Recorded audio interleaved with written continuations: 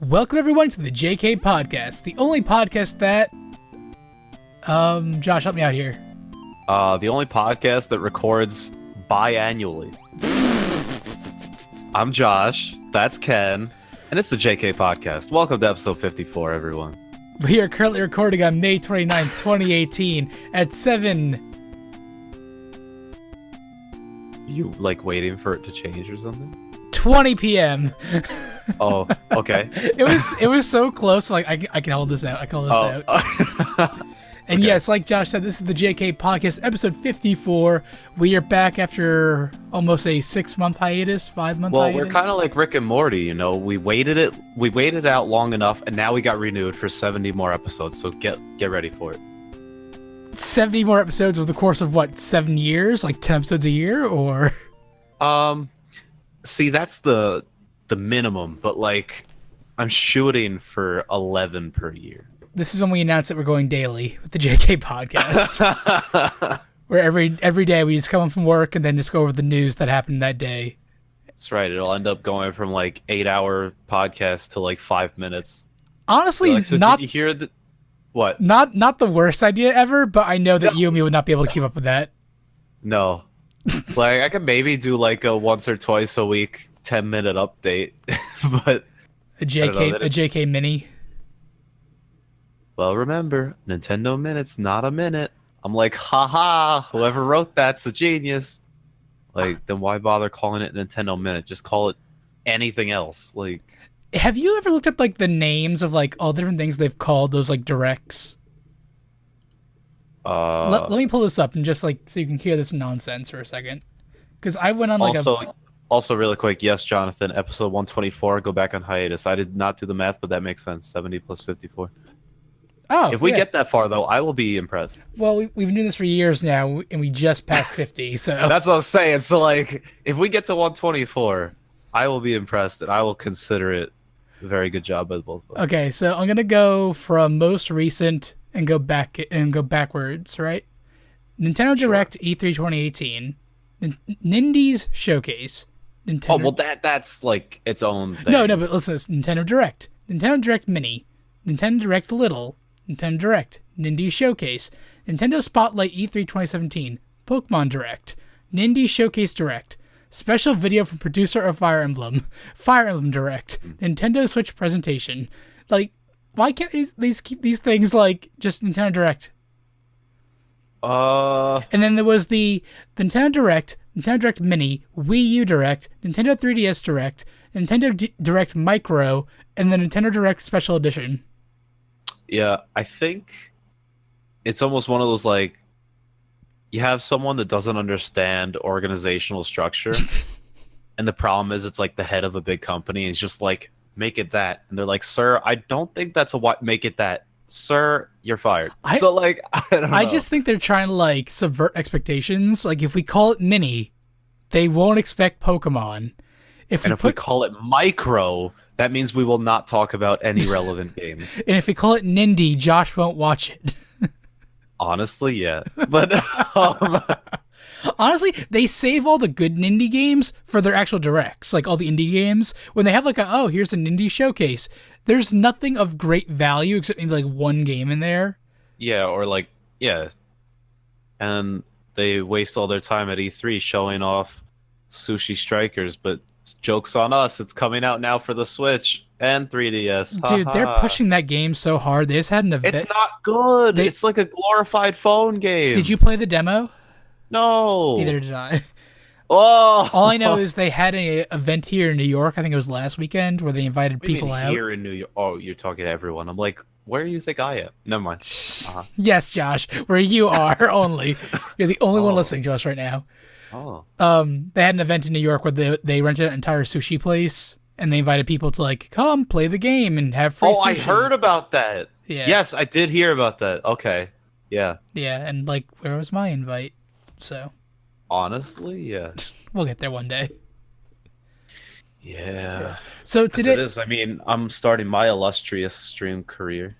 Are you now? So, have you streamed more since that like 2 test streams? A couple of the times, yeah. Nice. Look out for it. Do you need any Big news, do you need big anything for your setup at all, or are you all good? I don't know. What would I need? Well, you got the webcam, you got the microphone on the arm. If you want to go green screen and put the green screen behind you. I mean, you don't even do that. Well, that's because I have cool like posters and shit like that. Are you calling my white wall not cool? I mean, I can see shirts hanging on the door. Hey, man, I gotta go to work, and they need to be, like, nice. That's true. Wow. Also, that one's a towel. But, I guess it's a good time to mention though that we are live on Twitch. Since January, we switched over completely to Twitch now. The YouTube side, like the VODs go up on YouTube, but like nothing's live on YouTube anymore. Ever since they got really? Yeah, ever since I got demonetized on YouTube, everything's been on Twitch. Oh, did that officially happen? Yeah, that happened like in February. Oh, so like you're like done with YouTube for now? Yes. No, like. Well, so you're putting the videos up there after or something? Yeah. But, like... They don't make money anymore, no. Like, you're not pushing for extra video content. You're basically pushing, like, former Twitch streams or, like, this stuff, and you're just, like, putting it there. Exactly. Huh. Yeah. So, do you have hopes of trying to achieve that status again, or... I don't understand. If like the podcast and the VODs like do well, the problem like I have enough, like I told you this back then, I have enough subscribers.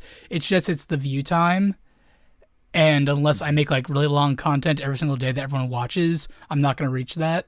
So, well, if you do put out like, well, we were talking about joking about like, oh, a 5-minute thing. If you just put out your own 5-minute update thing, I mean that's what people do half the time. For like, I know like one of the guys have been. A few people that talk about like upcoming Pokemon stuff, and they've been putting up videos like every day on little new Pokemon news that might lead to something. Like, you know, I don't know. Yeah, like I get that. Like some of that stuff I find very annoying though. Like yeah, I kind of tolerate Game Explain doing it because like they're literally a page dedicated to news. But when I see a 2-minute video and Pikachu's in the thumbnail, like, hey guys, Pikachu is a Pokemon. Thank you. This has been Game Explain. I'm like.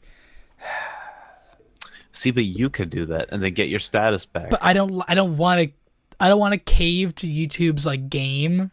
Sometimes you need to realize that you work for the man. I know, but I don't want to be a Jake Pauler and play Fortnite while spreading rumors and like you won't believe what happens next. Don't. I'm literally telling you to just make a 5-minute video about whatever you want and then go on with your day. Maybe. I'm working on an entire new recording setup soon, so.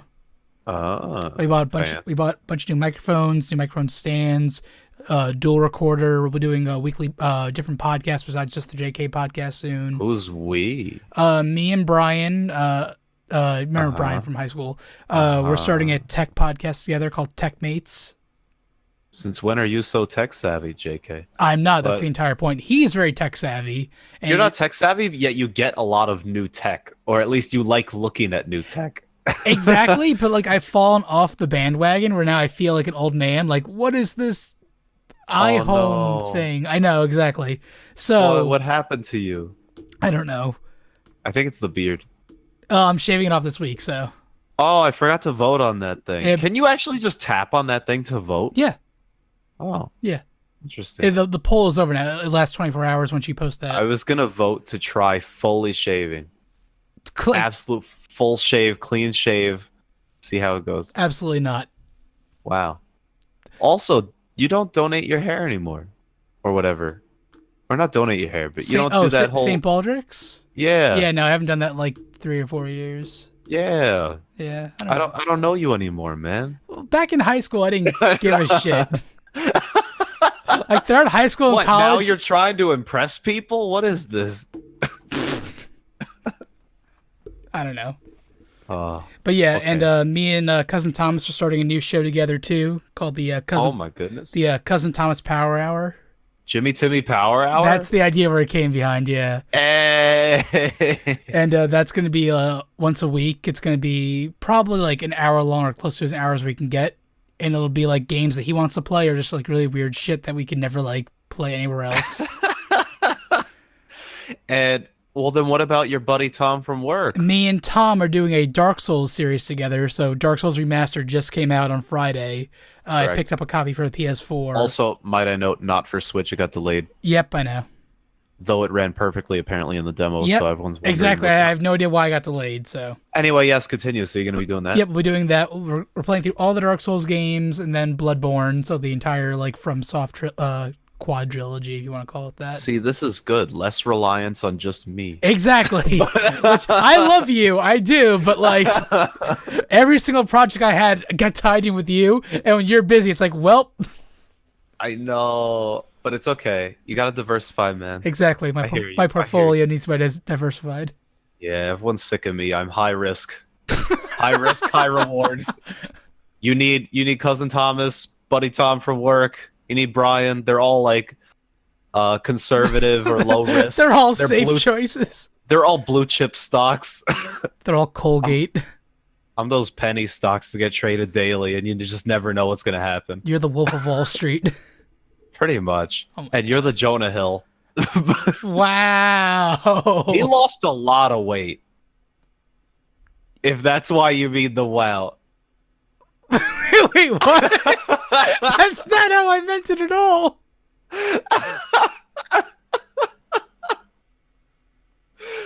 I just meant the sidekick guy, but I don't know. Whatever. You know what? He did lose a lot of weight. This is So true. that is all. Also, I watched part of that Seth Rogen special on Netflix. That was awful and not funny. Yeah. Anyway. Okay, sorry. Okay. Anyway, yeah. Yeah. So this is our pre-E3 episode. E3 is starting not next week exactly. It's technically it doesn't start till like the Well, The no, 12? it's like 2 weeks. well, it starts June 9th, which is next week. Well, it's that weekend. So it's basically a week and a half. Yeah. But it really doesn't ramp up until Monday. Yeah. Well, we have EA on June 9th. Can you Microsoft. link me that schedule? Yeah, sure. It's called Wikipedia. Oh, Here you go. It's in the Discord chat. yeah. EA is on June 9th. Microsoft is on June 10th. Bethesda will have their own presentation June 10th. So will Devolver Digital at June 10th. Wasn't that the troll one? Yep, that was the troll one last year. Interesting. Square Enix June 11th.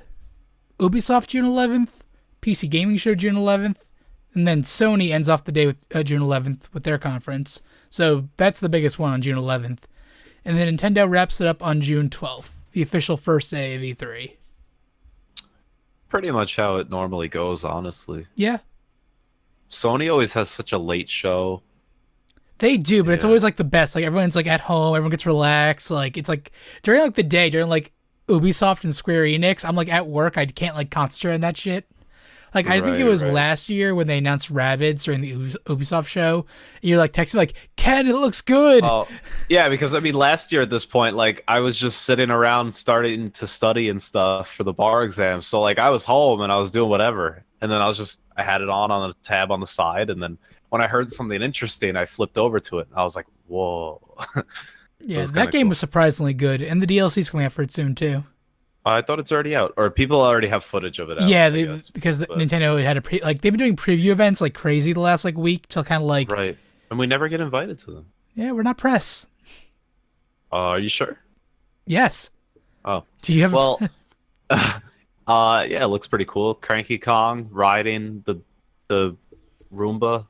yeah, and then And- and then Donkey Kong is like the new playable character. Right, right. High res. Very nice. Yeah, good. That game is very good graphics. Yeah. All right. So how do you want to do this podcast? Like I know that we're gonna have more to say about one company compared to all the others, but Well, I mean, basically, it's kind of what information do we have, and we can talk about whatever. okay. So, I mean, like based on like this Wikipedia page, for example. Do you want to talk about the games that do you were- want to talk about the games we know are gonna be there? I mean, I don't want to just sit here and read off a list. I'm just trying to think if something stands out to me. Well, yeah. Look through it. Like Which, okay, honestly, so this list goes by company, actually. and starts going down alphabetically. So that's, I guess, how I'm looking at it. Mhm. And it says Atari is going to be showing off Roller Coaster Tycoon for Switch. Yeah. What in the world? That is amazing. I will I not want buy to know. it. I But want to that is know if it's amazing. like a new Roller Coaster Tycoon or if they're literally porting the I original. feel like it's a port. It almost has to be a port. But either way, I find that so interesting. So I'm pretty happy about that. I mean, That'll be with exciting. the Twitches, the Switch's touchscreen, I could see that working. Yeah, maybe, yeah. Yeah. Um, which then that brings up a question if they're still going to try for Mario Maker. I doubt it. I hope they do. They probably will, but I doubt this year. Unless they've really been keeping it under wraps. But didn't they Well, also announce that let's this year's E3 would be all Super Smash? let's hold off Nintendo until the very end because we're gonna have a lot to talk about Nintendo. Well, Well, we got the new Call of Duty Black Ops 4. Did you hear about this one? How there's no wasn't single. there some right? Which, I mean, for me, I'm like, it doesn't matter. It doesn't make anything different since I never played single player. Yeah. But I know some people are up in arms or whatever. Yeah, But there's no single player, and they've added a battle royale mode, a la Fortnite and PUBG. did you hear that now Fortnite is getting sued? Well, Or, PUBG well, is trying to sue Epic. Fortnite. Yeah. Well, because technically there's a whole thing that came out now that they actually had access to PUBG while it was in alpha or in development or something, and were using like the code. Well, no. Here's the thing: PUBG is built on Unreal Engine, which is owned by Epic.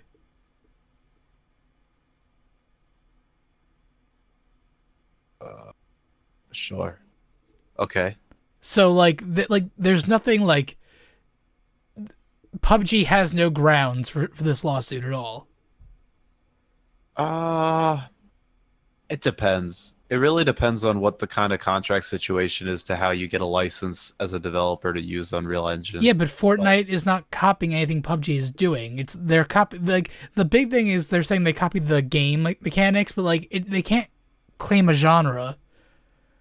Well, that's why I think it's a long shot for this lawsuit, but it really depends. I'd have to read into the specifics of what the actual case is trying to stand on. Yeah, apparently the lawsuit started back in January, but it hasn't been announced really until like this week, like the last day or so. But I think Right. there's no grounds to it. Like PUBG is just butthurt that they got left in the dust and Fortnite keeps innovating. That's their fault. Well, they didn't get lost in the dust. It's just more one appeals to one group, one appeals to other groups. The problem is there's a lot of little kids in the world. So a lot of little kids all gravitate towards Fortnite, and then just you take half of everyone else, half of those go to Fortnite, the other half go to PUBG, and then you have like triple the amount of But do you think Fortnite that people. one is better than the other? Like I look at both games, I think Fortnite is a much better game. See, I think the exact opposite. To me, it's not even close. I think PUBG is a lot better because um I like Call of Duty. I like all this stuff. I like that more realistic sense of stuff. Okay. So seeing Fortnite with all these cartoony things and the random building stuff and all the hopping and the whatever, like that's too much. Like I don't like that. So Oh, see, I like think the it makes it more fun. serious I think it makes it more fun. I think it makes it a more compelling video game. I mean, then it's what you look for in a video game, right? I mean, because literally, if it's like Call of Duty, how it looks, I mean, people love Call of Duty, but people also don't like Call of Duty. People like a Halo or whatever that's more fictional based. So like it really all depends. But I also think either one is very fun with friends because Oh, you yeah. can Oh, make yeah. you can make it fun. Like depending on what you do. Like we've done some crazy car explosions and things in PUBG. Like, and it doesn't need a fancy little thing. It's just really fun the way we're doing it. Like it depends what you want out of it. Absolutely, but I mean, I'm just talking about from a mechanical standpoint and how the community interacts. Like Fortnite devs are like constantly updating the game, constantly talking with the community. They had this big thing a while back, like where a comet hit like the map, and there or was they like, put Thanos or whatever. They yeah, put like all that stuff is very it's very cool and it's updated No, every. I get that. It's more like hip and modern or whatever. Yeah, where I get PUBG, it took them like I think 9 months to get like the ability to jump over a fence. I mean, it was made by an independent guy, but True, but now you I have. mean, it's different stuff. But I get it. Fortnite updates more. They do more fun, objective things. I'm looking at Twitch right now. Twitch Fortnite has 180,000 viewers about, and PUBG has 80,000. So Yeah, I mean, I'm telling you, literally all the little kids in the world gravitate to that game. Like, it's not even close. And then you take regular people, like our age or something, and it's split. Maybe it's 50-50, maybe it's I don't want 70. to say Fortnite's only little kids. 'Cause I like yes, all little kids are gravitating towards it, but I see like in terms of like mainstream people, it's a lot. Like there's no little kid mainstream streamer for Fortnite. Well, no. I'm just saying that audience, like, they play. I'm not saying they stream, but like, you don't really see little kids playing PUBG.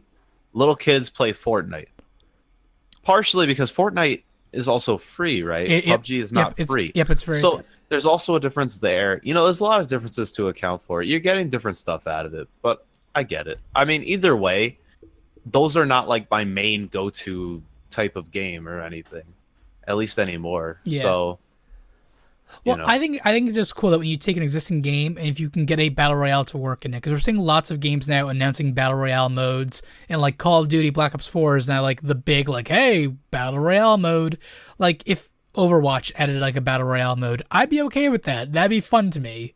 I don't even really like battle royale much, honestly. I just like the idea of like the Hunger Games, like getting dropped in like 100 people and like King of the Hill kind of thing.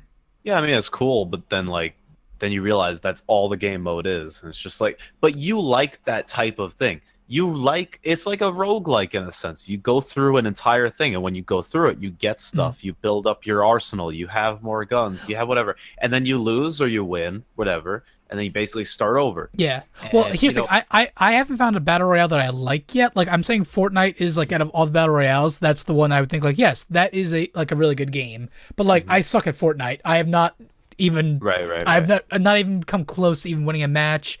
Right.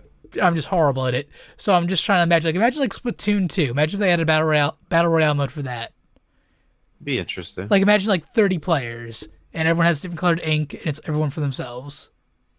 It'd be interesting. Right? I don't know. I don't know how much fun I'd get out of it. Yeah. I mean, like, and you saying that, like, I mean, I've won PUBG before. I've won Fortnite before. I've played both, and I've come in first place on both. Yep. And I don't know. And then in my mind, I'm just like, hey, I won. I'm done with this game. Like, you know, like, I don't know. To me, I just don't like roguelike stuff like that as much as you do. So it doesn't always keep me. I don't even think it's roguelike because there's no progression. Like after you win a match in Fortnite, you don't like it's like keep the guns or anything. Like you might unlock a skin, but like the gameplay doesn't like carry over for you. No, I know. I mean, I'm just trying to think. That's like the closest thing. Yeah, that's a fair comparison. But yeah, I mean, I don't know. I mean, I guess it's cool that Call of Duty's trying it because it's almost like taking PUBG and their whole battle royale system in that kind of context and putting it on a super popular game that everyone buys all the time. So I think that'll be interesting to see how people end up liking that or not, or hating it. Who knows? In our chat live on Twitch, Jonathan says, I'm tired of hearing about battle royale, PUBG, and Fortnite. Is enough? Why do you got to do COD like it now? I swear shooting games are just getting less now. Lazy autocorrect. Oh, lazy. Gotcha. But yeah, I mean, it's true. I mean, because also you think about it, it takes a lot to set up a battle royale game. But once you have it in place, yeah, it's just like, hey, there it is, and everyone just keeps going at it. Like, and it's basically what, like one or two different maps, two different or almost three now for PUBG. There's only one map in Fortnite, to my understanding. So, you know, once you create this one world, like, you're done. There is only one map in Fortnite, but they keep adding new areas. Like the island keeps getting bigger.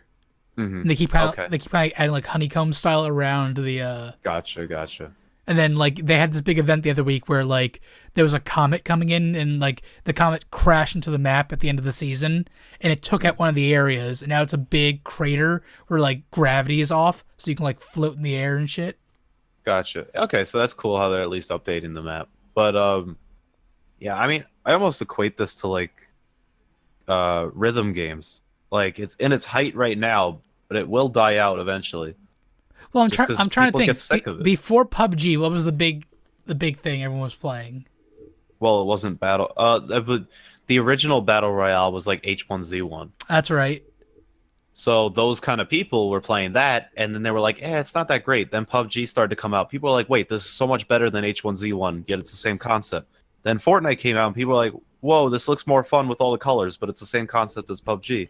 Yeah, And that's how it just happened. it's just a trend. I just want to know how long the trend will last, kind of thing. Because I feel like Right. everyone's seeing how great Fortnite's doing, so every developer and their mom wants to put a battle royale mode in their game now. Right. I mean, it's kind of like, the rhythm stuff, but then you had Rock Band after Guitar Hero, and you get all this stuff. It happens. And It's then- all cycles. Don't forget DJ Hero.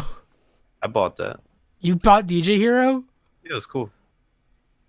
I remember our friend Andrew from high school had it. Right. Yeah, no, I thought it was kind of cool. Yeah. I didn't buy the second one or anything, but Yeah. yeah, I don't know, but I think it's a phase. It'll die down soon enough. I hope so. I hope so. Like again, I have no hate towards Fortnite. I think Fortnite's a great game, but Yeah, I mean, for me, it's just not my, genre of choice. exactly. But We like progression in our games, I think. yeah, or just not that style. I don't know. Like even League of Legends, it's like you start over at the end of a thing, but it's different. It's a totally different style of game. I think with a battle royale, when you get dropped into a thing of 100 and it's like you against the world, it's almost too overwhelming and too random. right. It's a lot of RNG because who knows what the weapon drop is going to be here, and some people get lucky. Sometimes it's like a lag, or it's just Yeah. I don't like it. Let's enough. move on. We've given There's these so many other games to play, so it's Yeah. like if you don't like battle royale stuff, there's so many other good stuff. in the And Twitch. that's why you got E3. haha. Exactly. In the Twitch chat, Craig Din says Kingdom Hearts Battle Royale. Craig, you shut your goddamn mouth. If they announced that as Kingdom Hearts 3, but Fortnite was originally just a tower defense game. Oh, I know. It got like a release trailer years ago, like an Apple event.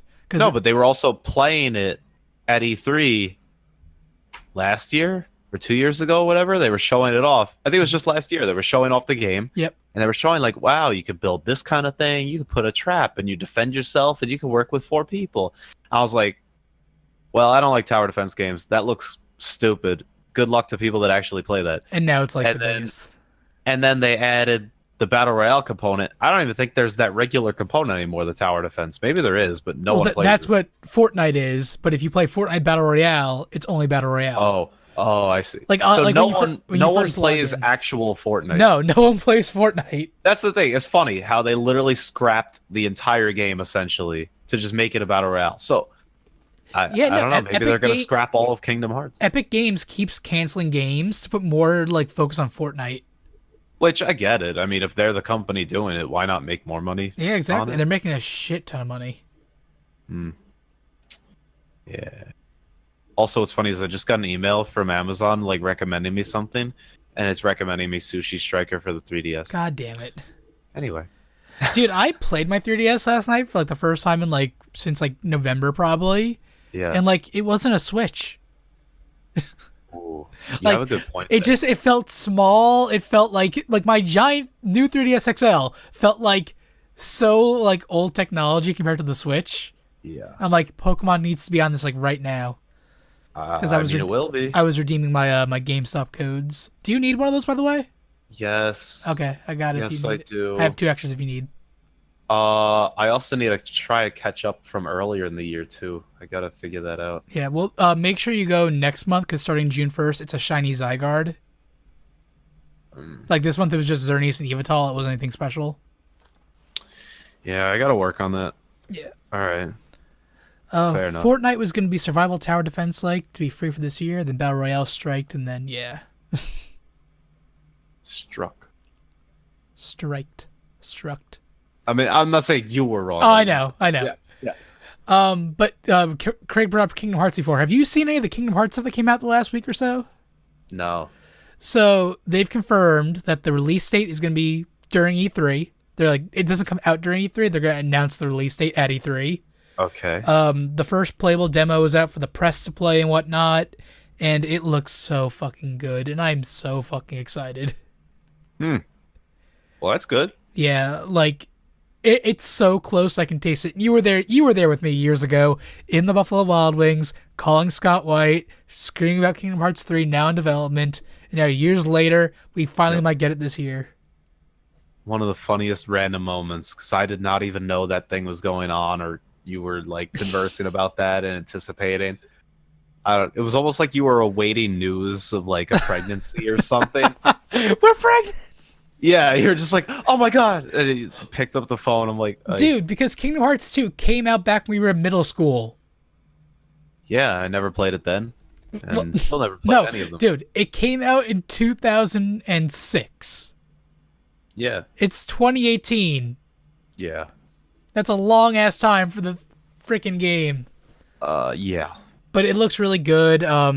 Toy Story World, Monsters Inc. World, Hercules World, Tangled World, and then Big Hero 6 World. A whole bunch of worlds they haven't shown off yet. It looks so good. It looks amazing. I'm really excited for it. I hope they give us like, if they like release date like June of next year, I will scream, because they've been saying 2018 for the longest time. But if they pull a Square Enix and delay it till next year, I will kill someone.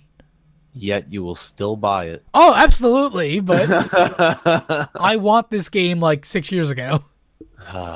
Yeah, I hear you on that. Yeah. And Square is also showing off the new Tomb Raider game, which I haven't even played the last one yet, so I played the first one. The first one was fantastic. What do you mean the first one? So ever since Like for original PlayStation? well, I've played that one, but no, Square has rebooted the Tomb Raider franchise. So it was Right. Yeah, you played that one that came out like 2 years ago or something? 2013. It was Tomb Raider in 2013, and then it was Rise of the Tomb Raider, which is the second one I haven't played yet, and now Shadow of the Tomb Raider, which is not out yet. But Gotcha. they're good. It's female Nathan Drake.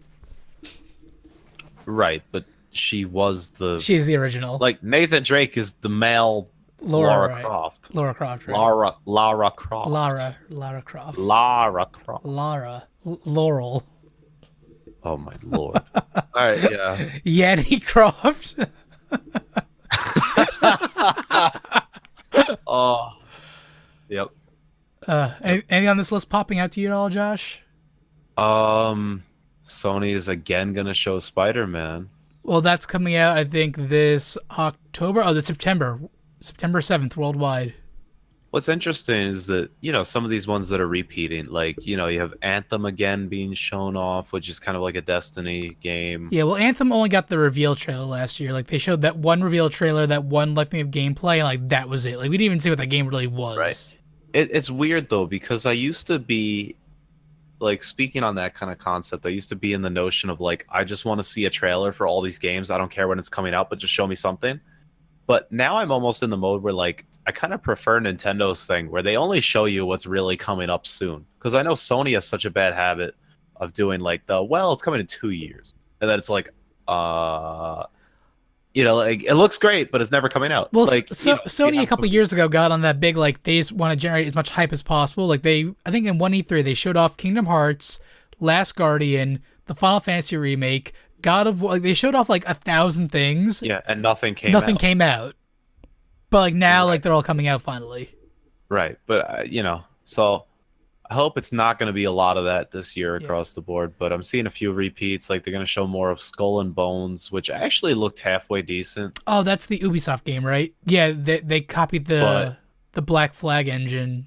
They made it its own supposed game. to be coming out not even in 2018 still. Isn't it like 2020? 2019, 2020. Oh, geez. So, like, it's like, then don't show it off. Ubisoft, to me, I've had a bad relationship with Ubisoft ever since they kind of screwed Nintendo over on the Wii U when they delayed Rayman Origins. They made it on all platforms. Mm-hmm. So, like, everything they do, it's like, eh. Like, I haven't played an Assassin's Creed in years. Like, the last thing they did was Rayman, not Rayman, Mario Kingdom Battle with the Rabbids. And, like, that was great, but, like, I don't know if it's because that was Ubisoft or because that one director guy who cried. I think it's the crying guy. Right? I think it is, too.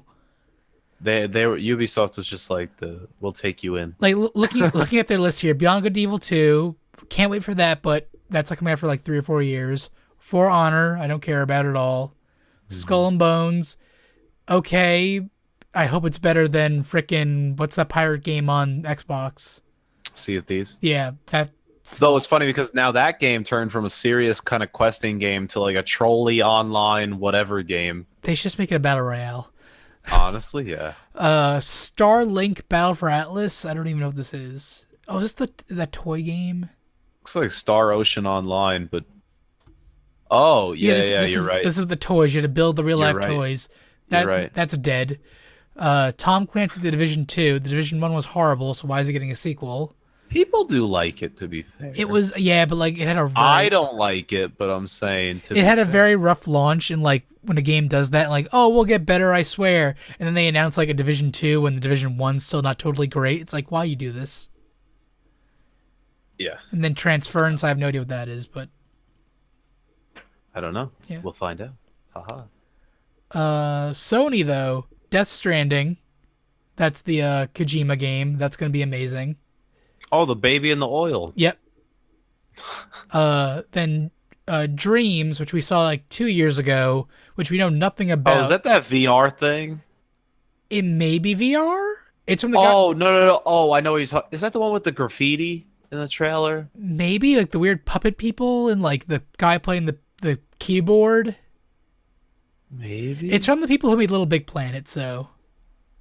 And then Sucker Punch, the people who did the Infamous games, are doing this game called The Ghost of Tsushima? Tsushima, that's what it is. Oh, wow, I was pressing the T. Durr. And then Last of Us Part 2, which I have not played The Last of Us, but I know it's like critically acclaimed. Yeah. So everything, like, so this is just what we know so far, by the way, everything we've been listing off. But even right there, that's a great Sony press conference. I think you throw around great too loosely, but yeah. What on there doesn't intrigue you much? This ghost thing, The Last of Us, I don't care about. Spider-Man, and then the Dreams thing I'm interested in. Really? That's the only one I'm interested in. That's the one I was like, let's see. The baby in oil, I really don't care. But the Dreams thing, yeah, give me that.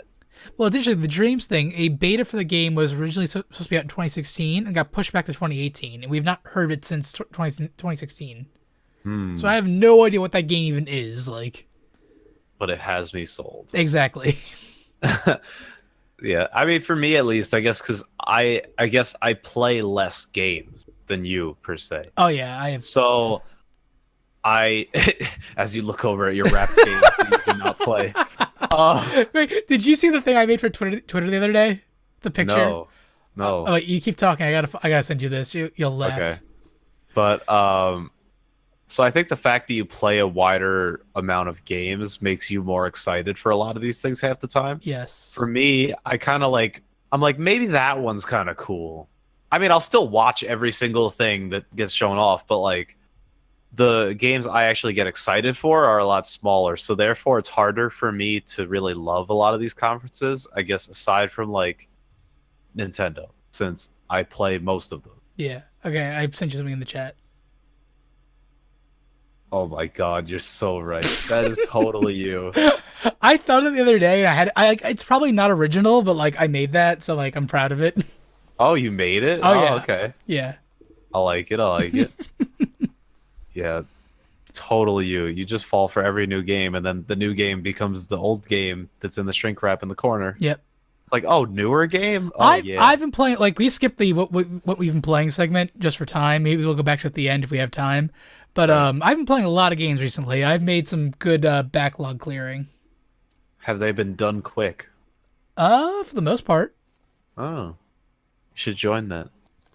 I'm not good enough for that. If I did, I would probably do Donkey Kong Country 2. Don't worry, we can't type in chat, so it's all good. Can't make fun of you. Well, we don't know if do you think they'll do that again for 100%. Probably. I'd be pleasantly surprised if people are allowed to chat. Yeah, you really hated on that. I remember that. Yep. All right, back to the black sheep of the family here. Microsoft Studios. Wow. Here's what disturbs me. Sure. There's one game on their confirmed game list right here. Forza Horizon 4. Sure. Good driving game, realistic cars, great. I mean, hold on. If you realize, though, that's Microsoft Studios. Like, if you realize, Microsoft really never produces a ton of their own game. Not anymore, but there was a time back in the day they used to. Well, but they just house a lot of the games. Like, they bring on companies. They're like, yeah, put it on our system. Yeah. Like, if you look on this list, aside from Sony, because they like to be very exclusive, especially with Well, that's because that's cross-platforming. Sony Interactive Entertainment. They wouldn't make a Xbox game.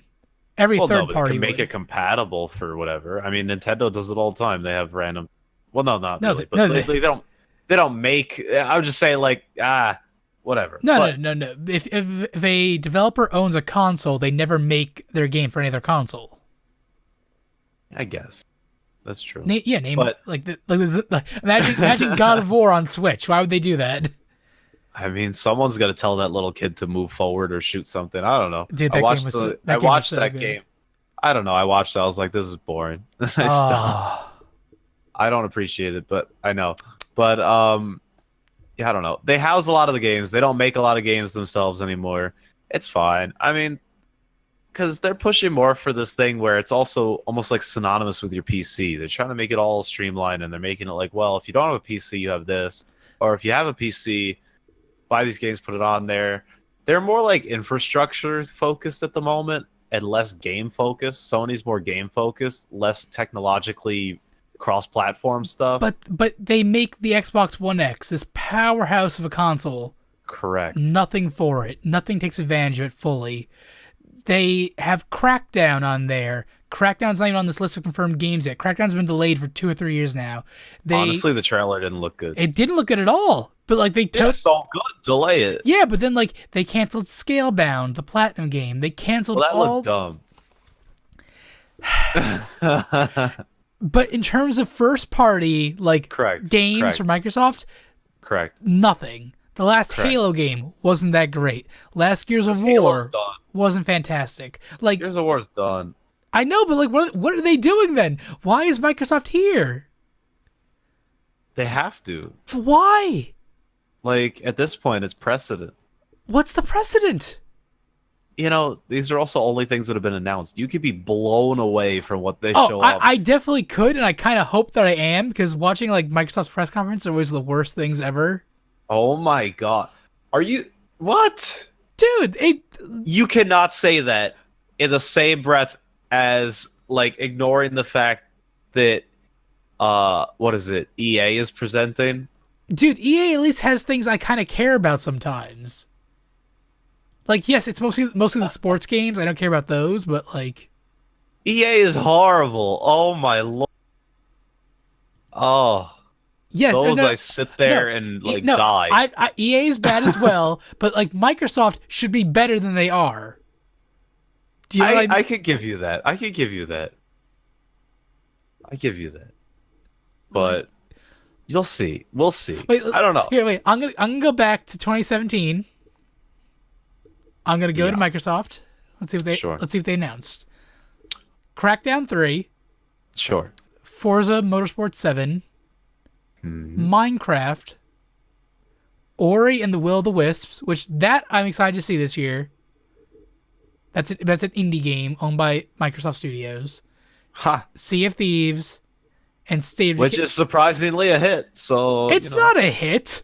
It actually is. Yeah, It was leading the sales chart for a game that is also available on Xbox Game Pass. So you don't even have to buy it, yet people bought the game. exactly. Which I'm like, No, what? because it was free.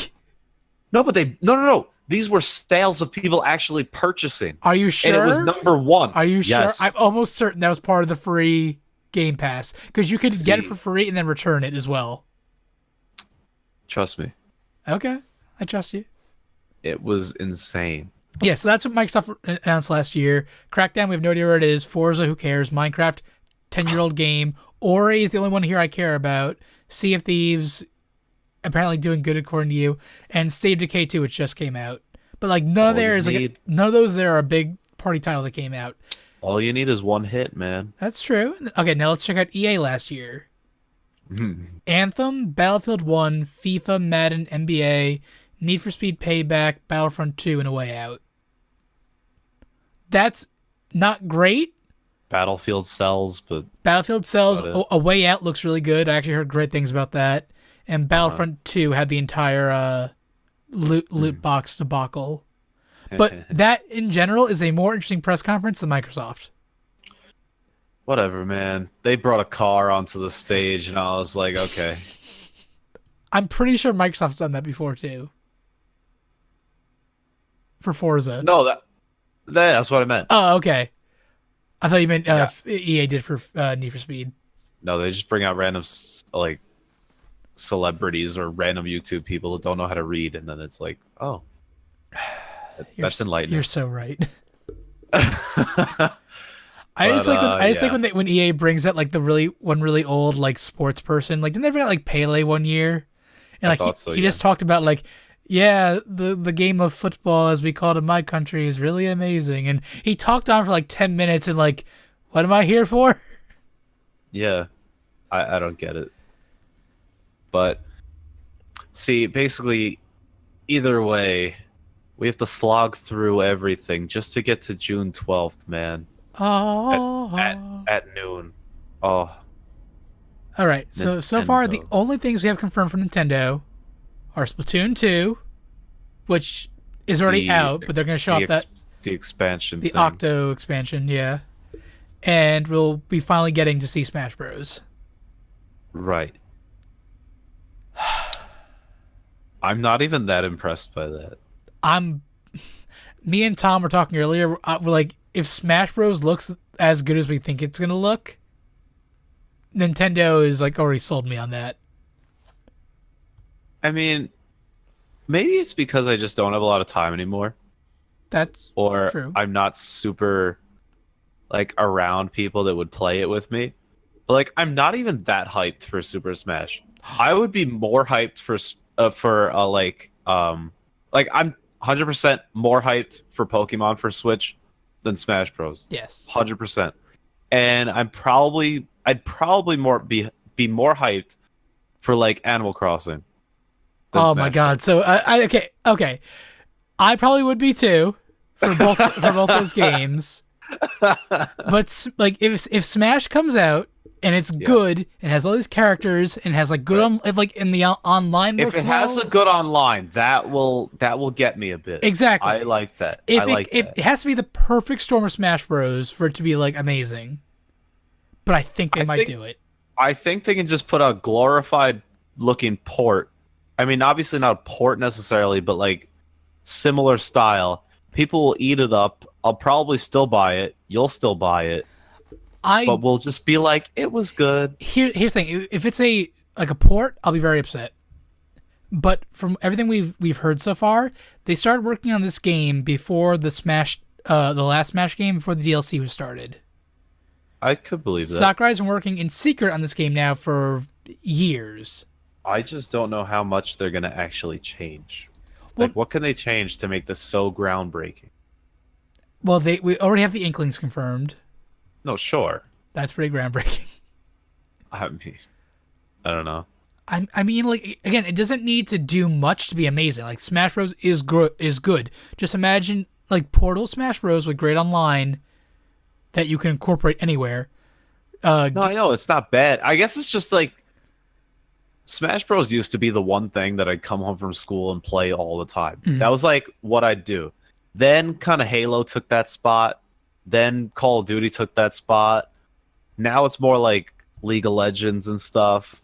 So it's almost like I just don't get as excited for Smash Bros because I just don't put in that same amount of time that I used to. I think it's the climate though. Like remember back in the day when you and me would come home from school and just play Smash Bros, training for like the tournaments and stuff like that. That's what I'm saying. Yeah. Like I think part of it's I have less time. I'm not around people that would play me in it all the time. When Smash Wii U came out, like me and Tom, a bunch of guys from work, we would have like Smash Bros parties where the entire person was come over, have fun, and play Smash Bros for hours on end. Like that was fantastic. If they can just recreate that or just get the online to a point where like you and me can get up from work and like play like 5 or 10 matches in Smash Bros for an hour, then that's amazing. Change things up. We already know that the Link is using his Breath of the Wild design, so he'll probably have a new moveset. Imagine if they gave Mario Cappy and changed up Mario completely. Like, what if this is a completely like cool. they redid everyone's movesets? It'd be cool. I don't know. I guess it just doesn't grab me as much anymore, at least until I see it. I don't have that like pre-announcement kind of hype. I still have that with Pokemon, but like, that's yeah. it. We'll get to Pokemon in a little bit. Just on talk of Smash Bros. If you could have one character in the game, who do you want? And it's not Geno? That's what I'm picking. So damn No, you. I mean, I really still have never played Legend. I know you haven't. Trying to think, who would I want in there? Because they already now have the Splatoon characters. Kin 01. That'll be a me that I make. God. The me's got to return. What's like a Nintendo game that I like that they don't have in Smash? Isaac from No.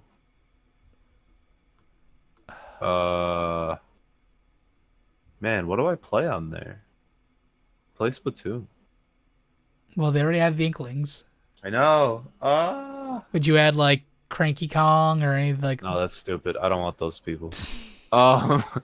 Kratos for Smash God of War port to follow? You missed that joke before, Tom. Yeah, Tom. Why do you have to say it like that? I don't know. You're asking to get punched. He's a good guy.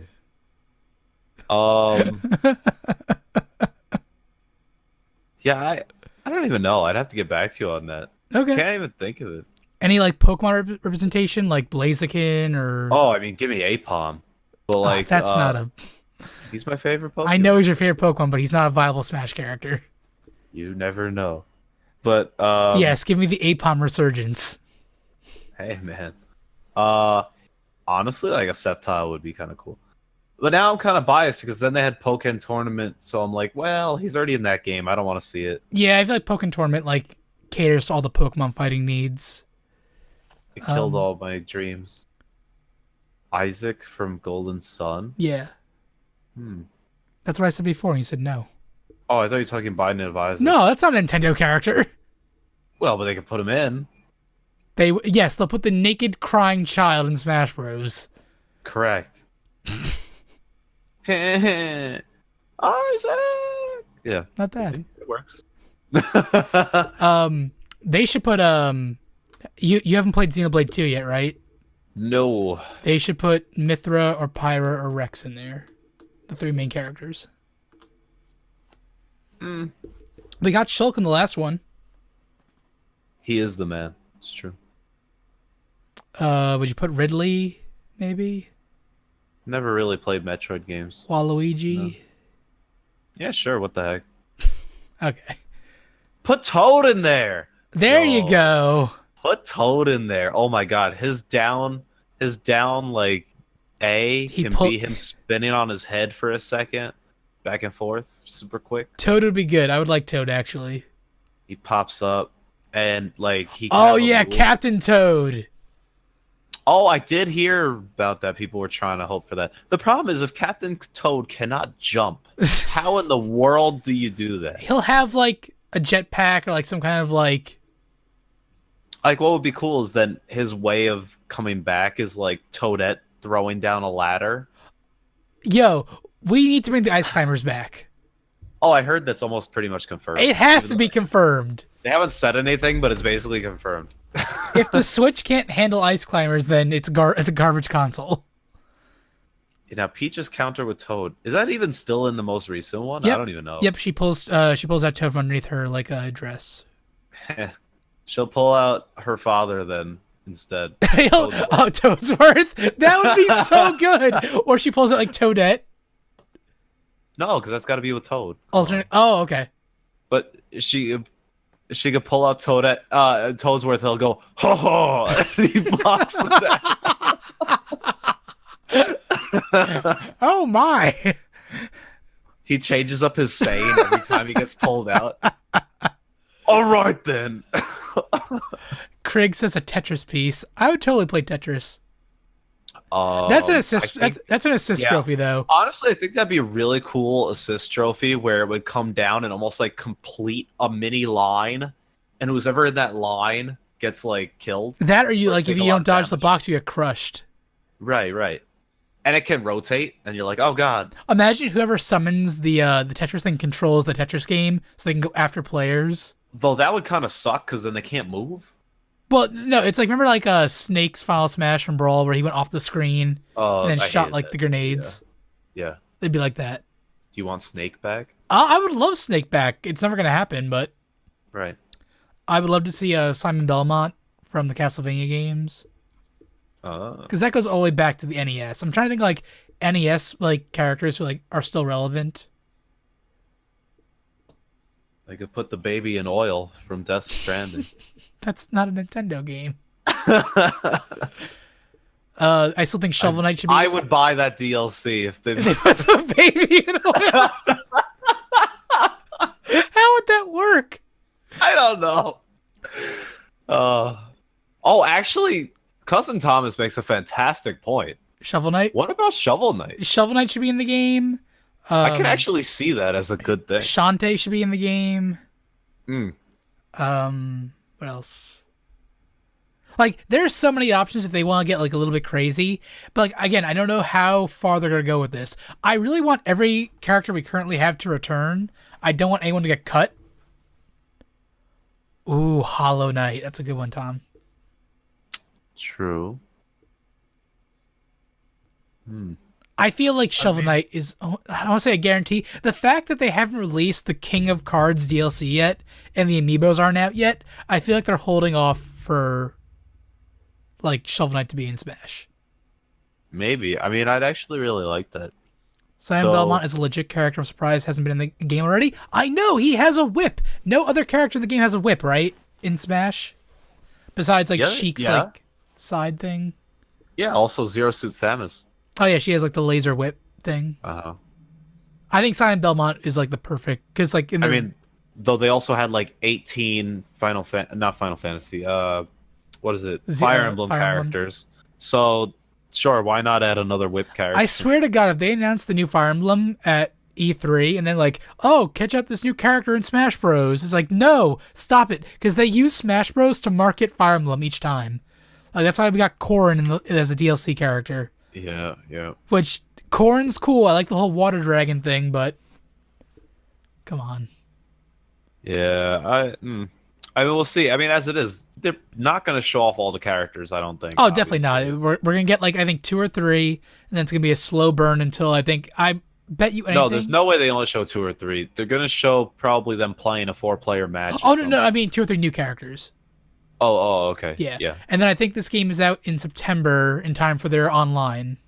Because how great would that be if they nail the online, and now that's a paid online? Well, right, which, I mean, that's the only way I think that it would work, because they need that kind of structure to be in place for that game.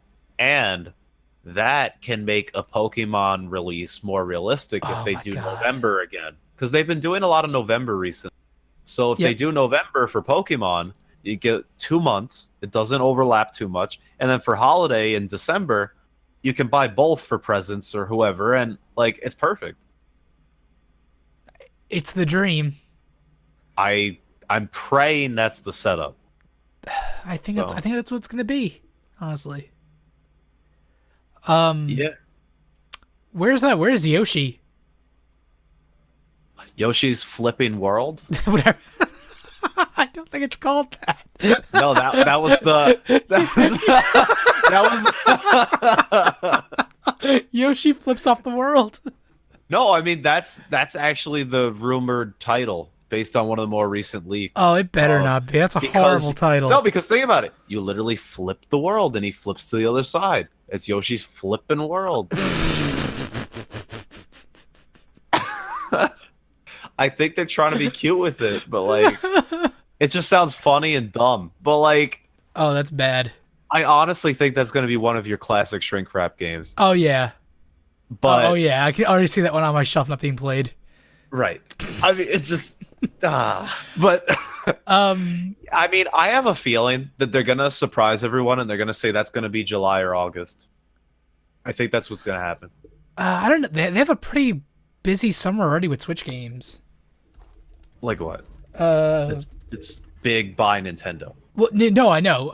Let me pull it up real quick. So we are in. Do you think we'll see Metroid Prime 4 this year at all, or do you think it's still too early? Like last year, we Too got early. last year we got that teaser trailer that you called. I think it's too early, honestly. Okay. Come on. That might be a direct for like October. To come out when though? Like for not this year, right?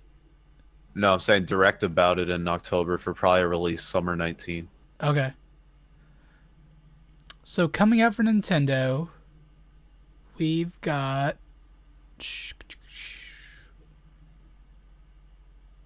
Sushi Striker comes out June 8th, which you've already said your piece on that. Mario Tennis Aces June 22nd. It's not Nintendo, but the Crash Bandicoot Trilogy June 29th. Oh yeah, I'm excited for that. Hollow Knight is supposed to come out this summer as well for the Switch finally. That's a pretty big one. Sonic the Hedgehog coming out as well. Wait, what? The second one. No. They're re-releasing the original Sonic the Hedgehog on Switch apparently. Captain Toad Treasure Tracker July 13th. Octopath Traveler July 13th as well. Oh yeah. Sonic Mania Plus, that's all the DLC, July 19th. Right. Banner Saga 3 coming to Switch first is out July 24th. The Mega Man X Legacy Collections 1 and 2 July 24th as well. Monster Hunter Generations, that's a big game. August 28th, 2018. And then Dark Souls is out this summer as well for the Switch. After it got delayed. I still think it could be set up for August, early August, mid August. Maybe Mega Man 11 confirmed for October 2nd. I guess never leaving the summer and going into like. Yeah, I don't know. I think we'll see it in September. For Smash, I think Yoshi's just gone. I don't see them doing Yoshi. I think it got canceled. No. I honestly think it got canceled. You want to bet on that? No. You want to bet on if it's called Flippin' World? Yeah, I will bet money right now. I'll bet you a new game of your choice. You can pick any game you want from the store. Really? If it's called Yoshi's Flipping World. What do I have to give you? A new game from the store? Nothing. You don't have to do anything. Nothing. I'm that confident in this. Then I will take you up on that bet. I declare to everyone it'll be called Yoshi's or whatever they call it. With No, Yoshi, it has to be called Yoshi's Flipping World. Yeah, or like, do they call it something else with like when they make Yoshi games? No, Or it's always like Yoshi. It's Yoshi's Woolly World, Yoshi's Island, Yoshi. It's always Yoshi something. Yoshi's Cookie. Okay, Yoshi's Flippin' World. Yeah. If they call it that, I swear to God, there's no way. They know what that means. No. When you say flipping, it's like They're Japanese. They think it's funny. Yeah, but Nintendo of America won't call it Yoshi's Flipping World. Reggie has no say in this. He's a figurehead. Yeah, we love him, but he's only a figurehead. Reggie's gonna walk out like, who gives a flipping fuck if we're calling it Yoshi's Flipping World? And everyone will stand up and give that man an ovation if he says that exact line. It's not gonna be called Yoshi's Flipping World. I'm telling you. Yoshi's Mother Flipping World. I am telling you, that will be it. 100%. Snap-on Tom is asking us in the chat, are we going to be off for the Nintendo Direct? I don't think you are, right? You're working that day? That is apparently my busy week. Oh. So I apparently can't take off at all. Damn. Which is really unfortunate. So the thing is, like, I don't think I have to stay late, but it's just like I have to be there and do stuff. So, like, I can be home then by like a regular time of like 6:30, 7 o'clock. So like, if you want to do anything, it couldn't be until then. Yeah, I would. Okay, here's the thing. I have to watch it live, but I don't think I can take off that day. Right. So I might have to like watch at work, like hide like in a corner somewhere. Well, you could take a lunch break at that time. I could. Because they're usually not that long either. Yeah. Like a half hour, 45 minutes. And Usually, yeah. But yeah. So, I mean, we'll probably be texting each other nonstop if anything. Yeah. But and Nintendo says this presentation will focus on Nintendo Switch games releasing in 2018. Which is good, with a specific focus on the upcoming Smash Bros. Right. It's like last year it was like Switch games and Mario Odyssey. This year it's Switch games and Smash Bros. Before that it was Zelda. Yeah. So they're doing a good job. Like here's the thing, Nintendo is doing so well with the Switch. I want them to just keep going, and I feel like any sort of hiccup or like lost momentum is going to be like the end of the world, which I know it won't be, but like I want them to like keep going, keep going. Yeah, I know. It's weird. It's like they didn't have any pressure at all because they were like the laughing stock for so many years in terms of E3 presentations. But now it's kind of like people are building these expectations now. They're like, well, Switch is actually doing pretty well. It's like, hey, let's see what they got. So, you know, we had like no faith in them like 3 years ago or something. Yeah. We're just like, I could care less. Like, this is going to be pathetic. Again, I think we whatever. named one of the JK episodes the pre-E3 episodes like Nintendo doesn't know how to E3 anymore. And Yeah, then I like could the see episode after that was like they left us breathless in the wild. We saw that. We are just like, oh my God. Dude, Wait. we both lost our shit for Breath of the Wild. Yeah. I was like, wait, this actually looks really good. He's sliding on the shield. He's cooking food. Oh, man. And now we're just like, yeah, of course. But, Nintendo's got this. yeah. Fuck Microsoft. Wow. See, that's only appropriate if you say that and Sony, but okay. No, seriously, Sony is still doing well too. Like God of War, I know you weren't a fan of it. Well, you know what's funny though, because Microsoft sales for Xbox is catching up with Sony. Like they're almost not equal. after God of War. God of War shot Sony's sales through the roof. Don't worry, you'll see Forza with Cousin Thomas and 5 other people. Do you think it's like Microsoft buying their own consoles? Oh my God. Though I think it would look fantastic, that type of game on Xbox One X on a 4K TV. Like graphics on that should blow you away. I'm not denying the Xbox One X's power. I'm sure it's very, very powerful. But 6 teraflops. Yep. There's no studio currently developing a game for it. By the time they do develop a game with that technology in mind, we'll be in the next console generation, and the PS4 will be doing that already. Well, PS5, you mean? PS5, yeah. Thank you. Rumored to be announced for 2019 or 2020. No, I think 2020 closer. They said the PS4 has about 3 years left in it. They said it's reaching the end of its lifespan, which is about 3 more years, they're saying. That's the problem, because technology now is changing so much that it's hard to keep up with consoles. I think we're still spoiled by the last console generation. Like, the PS3 and the Xbox 360 were around for a lot longer than they should have been.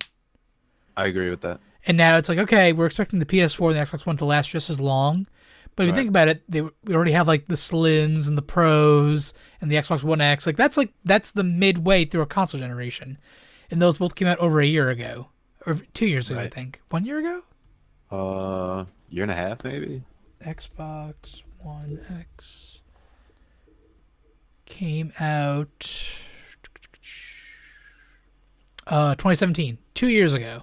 Oh, no, last year. Yeah, no, I was thinking 2019 for some reason. Yeah, it came out in November of last year.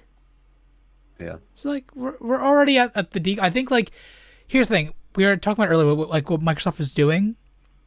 If they really want to, like, do good, they should stop making games and just make the hardware and cater to what third parties want. If they can, like, yo, here's the perfect Xbox, come fill our box with all your magical games, then... I honestly think that's what they're trying. It's just companies still haven't latched off. No one's biting. I don't know why. If the Xbox... Well, they've had some great concepts because, like, as is, people love the customization of those controllers. Oh, you know, that's great. They're the only ones that offer that. I mean, they do some interesting, unique kind of things. It's just people got to tap into it. Like, they have the best graphics for any console out there right now. Did you see that they announced that new disabled controller for like people with disabilities? Yes, see, that's a cool little thing. Yeah, that's fantastic. That's great hardware. That's great. Right. Like, they're building good stuff. Right. It's just hopefully they get people to now latch on and create more for them, as opposed to being like, yeah, it works on there too. Like, I wish there was an Xbox One game that I cared about. Like, the only 2 games I've played on Xbox One are Cuphead and Ori and the Blind Forest. 2 games that were not made by Microsoft. Just, like, exclusive to their console because they bought the rights. Right, which is fine. And that's fine, but, like... I think that's fine because, you know, like... I mean, Sony is more than a game company. Nintendo's really not. But Microsoft is a lot bigger than either one of those. Exactly. In terms of what they do. So this is like their fun little side project. So sometimes that's why it gets lost with some of these things. Well, and they don't really care. If it was their fun little side project, great, but then they come out and like they're canceling first party games, they're shutting down studios after games don't do well. Like they're not treating it like, I don't say seriously, but like if they were just here for fun and games, they wouldn't be putting this much effort into it. And they're putting all this effort in that they're not capitalizing on. Mm-hmm. Like the Xbox One X should have released like 2 or 3 amazing games that were designed for that console.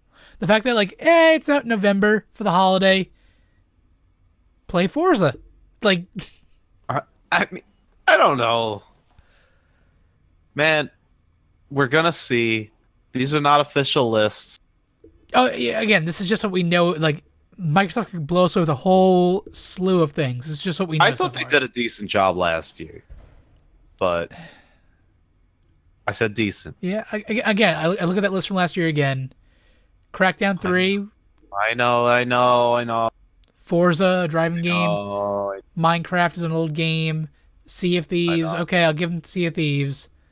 And then Ori and the Will of the Wisp was just a trailer. We didn't see gameplay. We saw a trailer. I'm really excited for that game, but I know. Yeah, sorry. I'm just repeating myself now.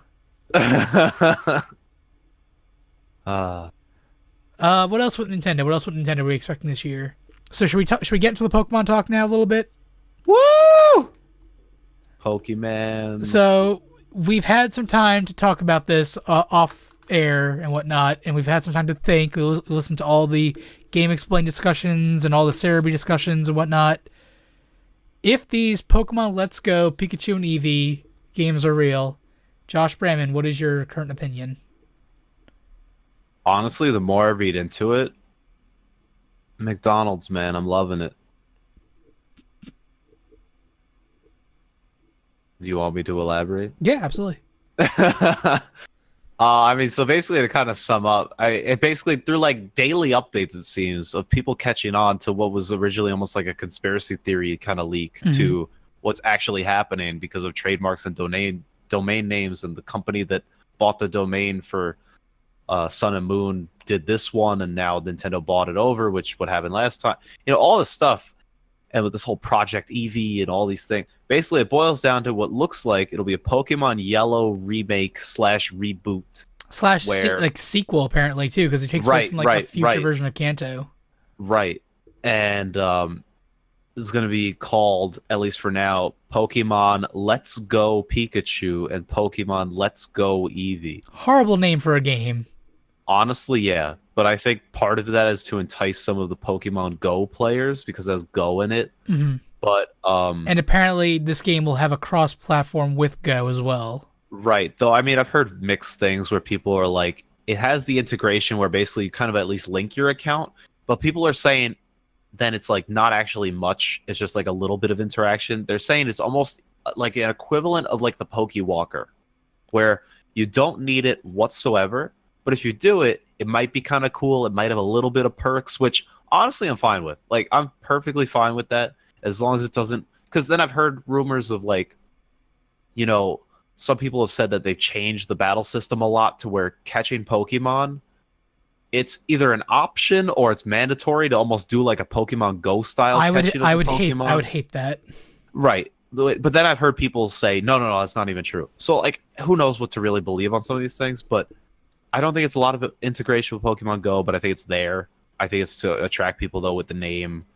I think it would be cool if you caught a Pokemon Go, you could then send it over to your main game on your Switch. Right. Well, that's what I'm saying. That's that type of Pokewalker integration, which I think is what's going to be possible. Yeah.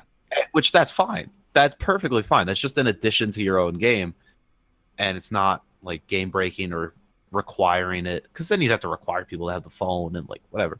But it would be cool. Yeah, it would be cool too, because like in Kanto there were no berry spots like there were in later games. Like it'd be cool if you got berries in Pokemon Go and you could send the berries over to your Switch game. Well, there were berries, I believe, placed in Kanto when you played like Gold and Silver. Well, yeah. But I'm saying this is a Yellow remake or right. sequel. Right. I wonder how they would handle that. Right. They could And just what's had trees everywhere, and that's fine.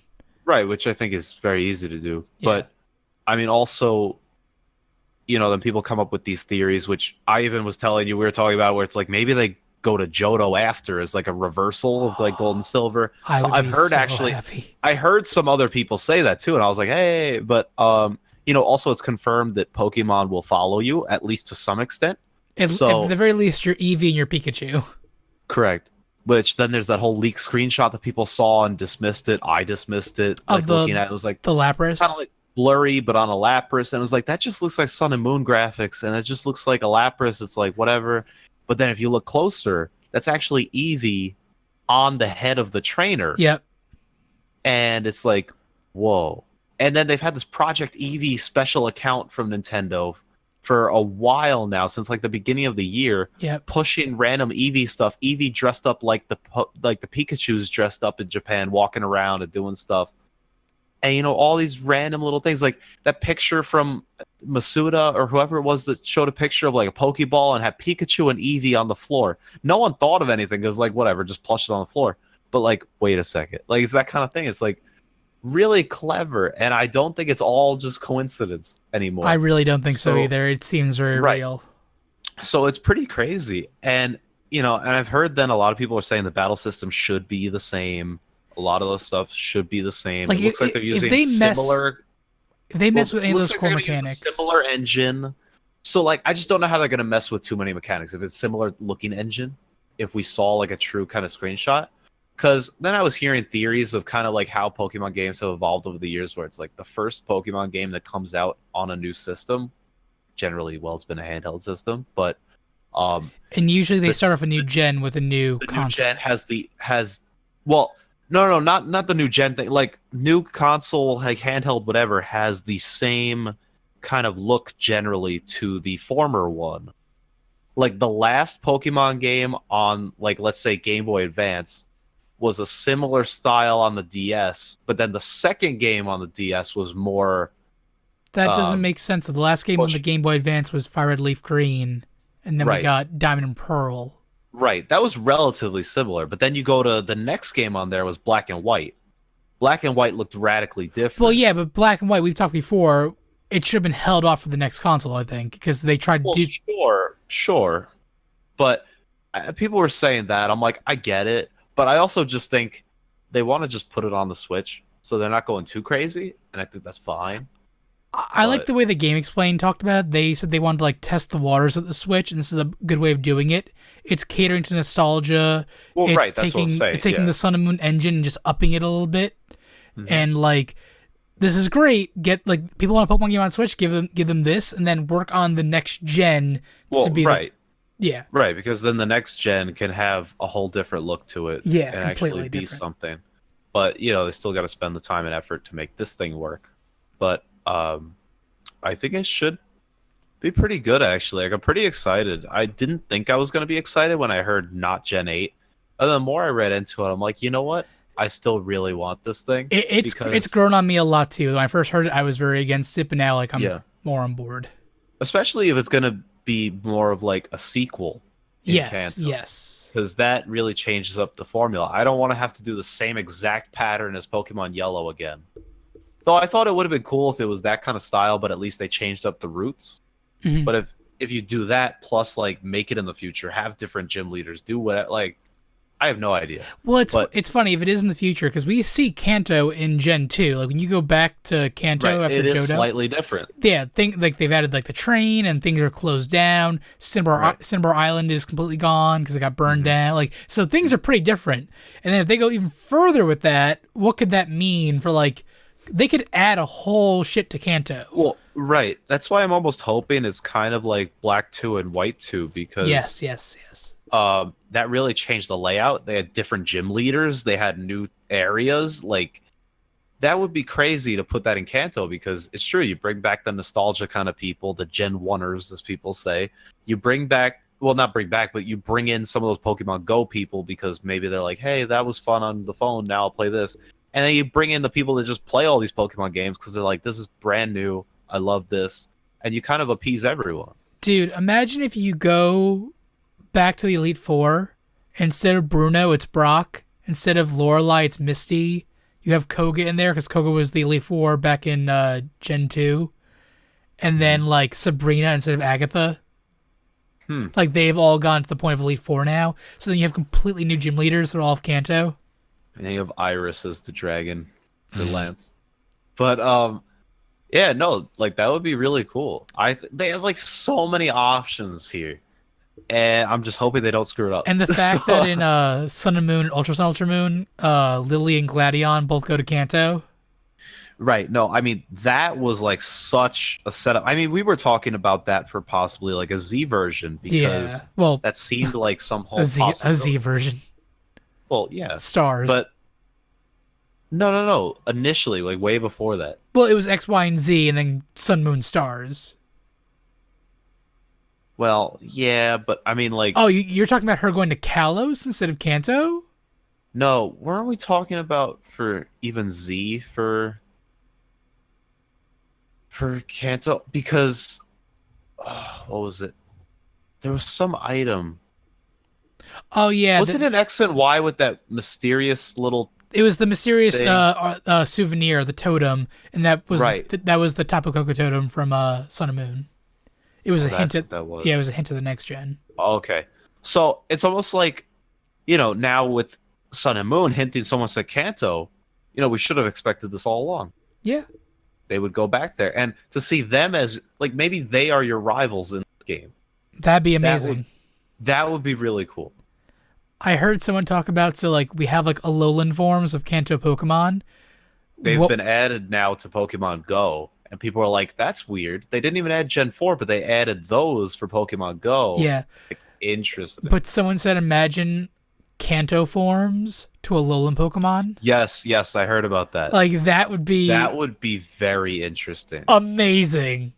I don't even know which ones I'd want to get, like, a Kanto form, what they even look like, but I'm totally on board with, like, region-specific, like, changes. Yeah, definitely. I think that would be really cool. Yeah, I mean, there's just so many different avenues you could go with this that makes it so exciting to think about. Yeah. So that's why I'm hoping at least one of them hits. Exactly. Yeah, I don't want to fill up this entire podcast with Pokemon talk, but we are getting supposedly a Pokemon Direct or some announcement in 2 days. Right. And so then probably shown off in 2 days by the Pokemon Company, then shown off fully by Nintendo at E3, and then maybe out this November. That's the idea. And then actual fangirling will ensue. Yeah, I'll call you up my phone and Buffalo Wild Wings and like, they did it! You know, it's sad too because I'll be busy Thursday night. Oh, so really? I won't be home for a while. If they announce it, can I text you or should I not spoil things for you? You can text me for sure. Okay. Because I'll probably be looking at it. Or no, because it's rumored it'd be at 6 o'clock. At That's night? the rumored time, 6 p.m. Eastern Oh time. my god. So I don't even think I'd have a chance to look at it.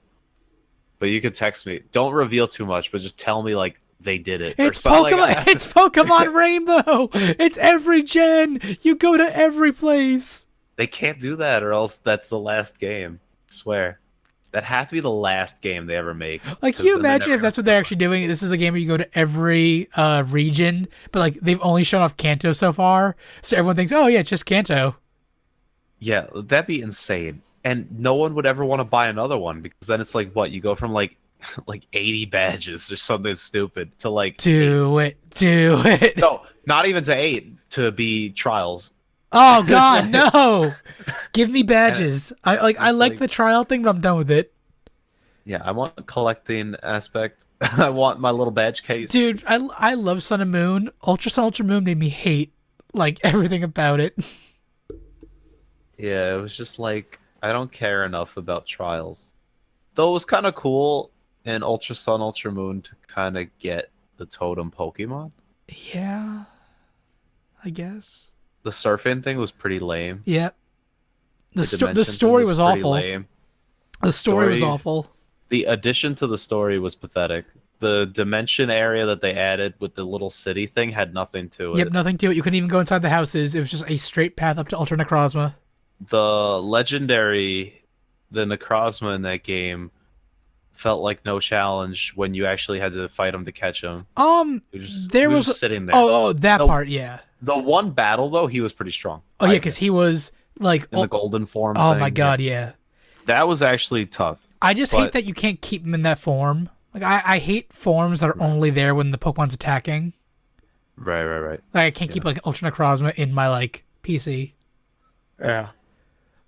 So, I mean, yeah, not a good game. But, yeah, no. The Rainbow Rocket stuff after the game, holy moly, that's good. I didn't play it. I didn't beat it's the best part. I still didn't beat the game. It's the best part of the game by far, and it makes me really hopeful for like bring Rainbow Rocket back for a sequel. Like, can I tell you? Wouldn't that be perfect to bring them into Kanto? Can I tell you what Rainbow Rocket is, Josh? Can I tell you exactly what they did? Well, I know it's Giovanni. Doesn't he like gather all the former bosses? This is what he does. So you know how like from like Omega Ruby Alpha Sapphire, they've established like there's different universes in every Pokemon game. It's its own universe. So Rainbow Rocket is he pulled all of the team leaders like from every bad guy organization. He pulled them right before they would win in a world where our trainer never existed. Huh. So like Maxie just awoken Groudon, he's about to win. Or is that right? Cyrus. No, that's right. Maxie. Oh yeah. Oh no. Archie's Kyogre. That's what it is. Yeah. Archie just woke Kyogre. He's about to win. It's all these moments where our trainer never existed, and after you beat them in like, because they take over Lucine's mansion, like they mention like, if only there was a trainer like you in my world, I would have been beaten and like my plan would have failed, but like there's no one like you there. So Giovanni has recruited all them from like the most their most powerful versions basically, and they're all united. And at the end, I'm not gonna tell you how it ends, but you fight Giovanni and they leave, but like Giovanni like kind of leaves like a okay, on to the next world kind of thing, and like winks at the camera. I think it's possible. I mean, if you've learned anything from these games now, apparently they put in these little hints of kind of where they're going next. Pokemon Rainbow, Rainbow Rocket. Well, true, but Team Rocket is Kanto based, so. But they should be dead. That's the thing. By the time Gold and Silver comes around, they're on their way out. They've disbanded. Yeah, they lost Giovanni in the Celebi Forest. They're back now. They can come back. What if they're brought back by this Rainbow Rocket Giovanni who never lost? Oh, it's so cool. That's what I'm saying. The Rainbow Rocket Giovanni is so badass. He's like, I conquered my entire world. I wanted more. So he's like dimension hopping now through the Ultra Wormholes. Oh, man. Yeah, the end of Ultra Sun Ultra Moon with that little campaign, fantastic. If they had made that the entire game and stretched it out, and then he awoke Necrozma for shits and giggles, beautiful. What they gave us was bullshit. Oh. And that fucking Rotom Dex wouldn't stop crying. Oh, I know. Oh my lord. It made me depressed to play. Okay, enough Pokemon talk. If for some reason the news on Thursday is real and comes out, maybe you and me could do like a mini JK, like with our reactions about it, but we'll see. Either super late or Friday. Exactly. Actually, Friday, I don't know, but super late Thursday. Before we move on, anyone in the chat, is there anything that we have not talked about yet, E3-wise, that you guys want us to talk about? I feel like we know less this year. They haven't really come out with a ton. Which is a good thing, though, which either means we're going to go in and they're going to surprise us, or we go in and like, nothing. Oh, that's it. Right. Like, I feel like in years past, or maybe we did it closer to E3, that I feel like we had more of like, well, there's this, and there's this, and there's this, and then, whoa, and. Well, I think in the past, the companies now are getting better showing off games that come out that year. Like we talk about Nintendo. That is true. Yeah, like if I go back last year to what Nintendo showed off. Right. So, Nintendo last year showed off ARMS, which came out. Ever Oasis came out. Fire Emblem Warriors came out. Hey Pikmin came out. Kirby Star Allies came out. The Breath of the Wild DLC came out. Superstar Saga Remake came out. They showed off Metro Prime 4, which we haven't gotten yet. Samus Returns came out. Miitopia came out. Pokken came out. Splatoon 2, Mario Odyssey, Sushi Striker is coming out like next week. Xenoblade Chronicles 2 came out, and a Yoshi game. So the only two games that have not come out are Yoshi and Metroid from last year. That's huge for Nintendo. Yeah. I'm looking at like all the other companies too, and most of these games all came out. Sony has a couple ones that did not, but they all come out this year. So, Right. what are you hoping for? So besides Nintendo, so what are you hoping for from E3, Josh? Because I know you view E3 a lot different than I do. Right. You like to be entertained, and you like to be like occasionally surprised, like, oh, maybe I'll get that. Right. Because like I realistically probably won't buy many of these at all. So it's more like I like to just see new technology. I like to see innovative kind of games and all that kind of stuff. So I mean, I'm curious to see what Microsoft or Sony has in terms of improving their console further, if they do anything with that, or more services catered towards anything. I don't even know. Like, I wouldn't say backwards compatibility because like they've tried to work on that, but like something like that to where it's kind of this other thing that it can do, or something else they're trying to integrate, or I don't even know what I'd want. But I guess that's the fun of it, to then be pleasantly surprised. But Like yeah, that's something from a hardware standpoint, I'd really like to see though. like a new console, or Not necessarily a new console. I don't even know. like Almost like they had the VR. The VR came and went already. Like no one's even talking about VR anymore. They just released like the Pro and the Xbox One X both came out within the last year. We're not getting new consoles anytime soon. I know. I can't see Microsoft taking time to like, yo, here's the disability controller, and like showing it off that much. Right. It's great technology. I'm happy they're doing it, but like, that doesn't sell consoles. Yeah, I mean, I'm not sure. I don't know what I'm really looking forward to seeing that I can pinpoint. But it's definitely probably got to be more on the hard side, just because of the way I'm able to play games now. So I'm just more fascinated by the technology aspect. So if they could blow me away like that, some company, that'd be really cool. I don't think they'd do like a new controller kind of thing. That'd be weird, but They're doing a bunch of tournaments too. There's gonna be a Fortnite Battle Royale tournament at E3 with 50 celebrities and 50 top players, and a ninja. that I really don't care. Ninjas behind that. That should be interesting. Yeah, I mean, I'll probably watch bits and pieces. I don't really care too much. Wait, announced participants include Ninja, Markiplier, and celebrities like Joe McHale, Paul George, and Marshmello. Paul George, wow. Yeah, that's interesting. Also, the ninja guy is actually like really good. He's at the game, he's so- amazing. Like, did you? So Okay. I watched him play with Drake. Yep, same here. He was good. He was fantastic. I never even heard of the guy, and then I just heard someone's playing with Drake, and I was like, "Ooh!" And I just checked out the guy. That's and what I was everyone like, did. Yeah. I was like, "Wait, this guy's trying way too hard." But he was like catering to Drake. He's like, "Yeah, bro. Yeah, man." I'm like, "Shut up." But A little bit. but he's really good at the game. D in the chat said Xbox is going to show off a brand new car for their gaming show. Yeah, man. Cousin Thomas is hyped. I don't know. I mean, you know, they try and be flashy, and then people. But like, why? Like, oh, cool, a car I can never afford on a console I Right. don't want with no It doesn't- games. Hey. But it doesn't cater to that audience, I know. Like, people that buy video games don't typically also go out and buy cars. I mean, I want a Tesla, but I don't know. You don't want that cheaper one coming out. oh no, definitely not. But, Maybe. but, yeah, I don't know, man. We gotta see what they have in.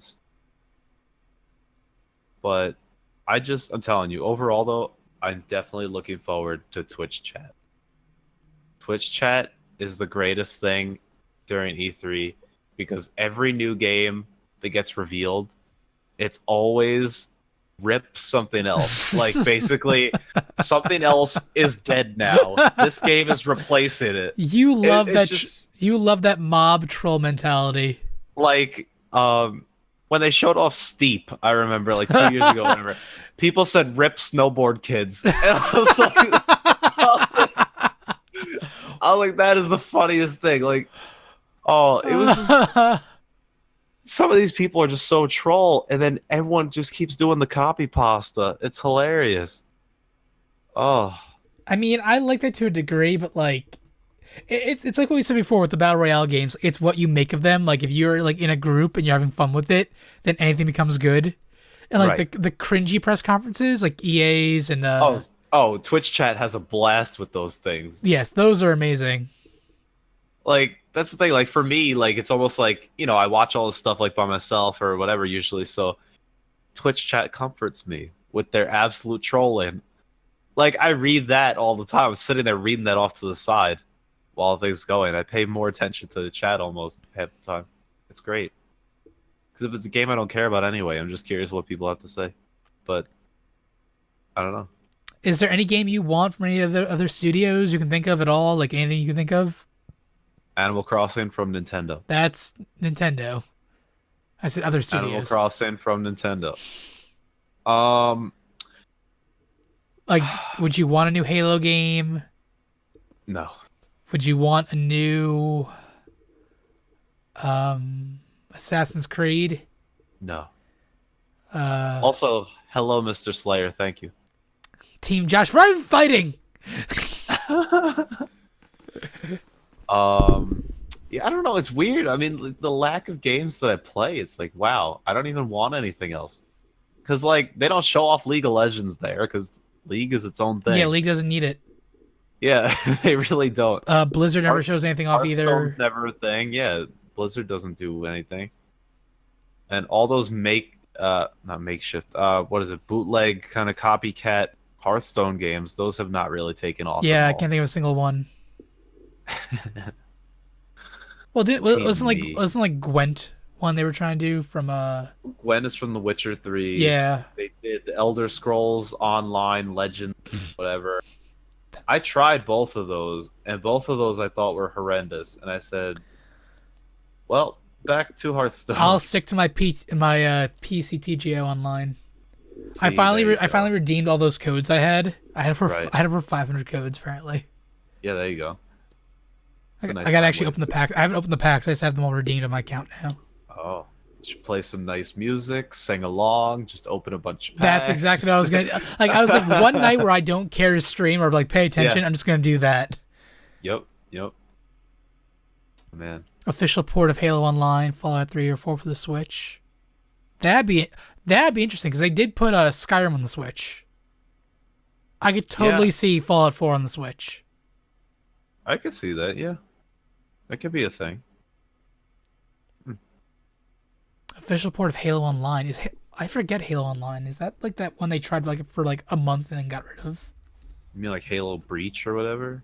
No, Halo Online. Oh, here it is. Halo Online is a free-to-play first-person shooter developed by 343. It was a heavily modified version of Halo 3. It never came out of its closed beta back in spring of 2015. Wait. Kenneth, I hate to halt and interrupt and totally change topics back to something we talked about. 23 minutes ago, official Pokemon Twitter put out a Pokemon press conference is about to begin in Tokyo. You'll want to turn on your notifications for this. Follow along today for exciting Pokemon It's news. happening in when? Now.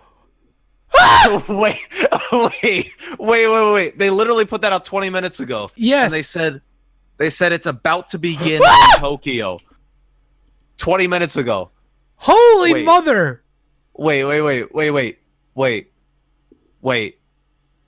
Attention trainers, a Pokemon press conference is about to begin in Tokyo, Japan. You'll have to turn your notifications on for this. Oh my Lanta. That was 24 minutes ago. Where do we go? How does one watch this? How do we watch this conference? Pokemon Yeah, seriously. conference. Sorry guys, this is like breaking news in the podcast. We are bringing you. I typed in Pokemon conference. It brought up Pokemon League conference. No. Oh my god.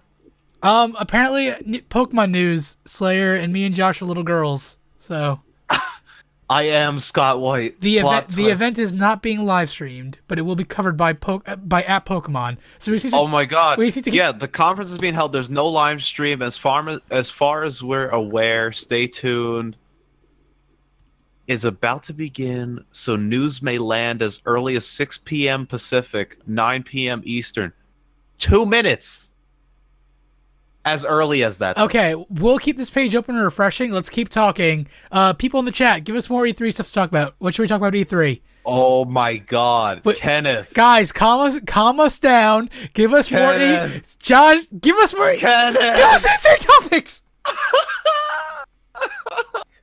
And okay, and Pokemon's post is a bunch of Pikachus jumping up and down in a movie theater. And there's one Eevee. No. Is there? No. I don't see one. I'm just thinking, knowing them, they probably shoved it in a little corner. Honestly, I'm trying to think of which Pikachu in this am I. I'm the one in the... You're totally bottom left.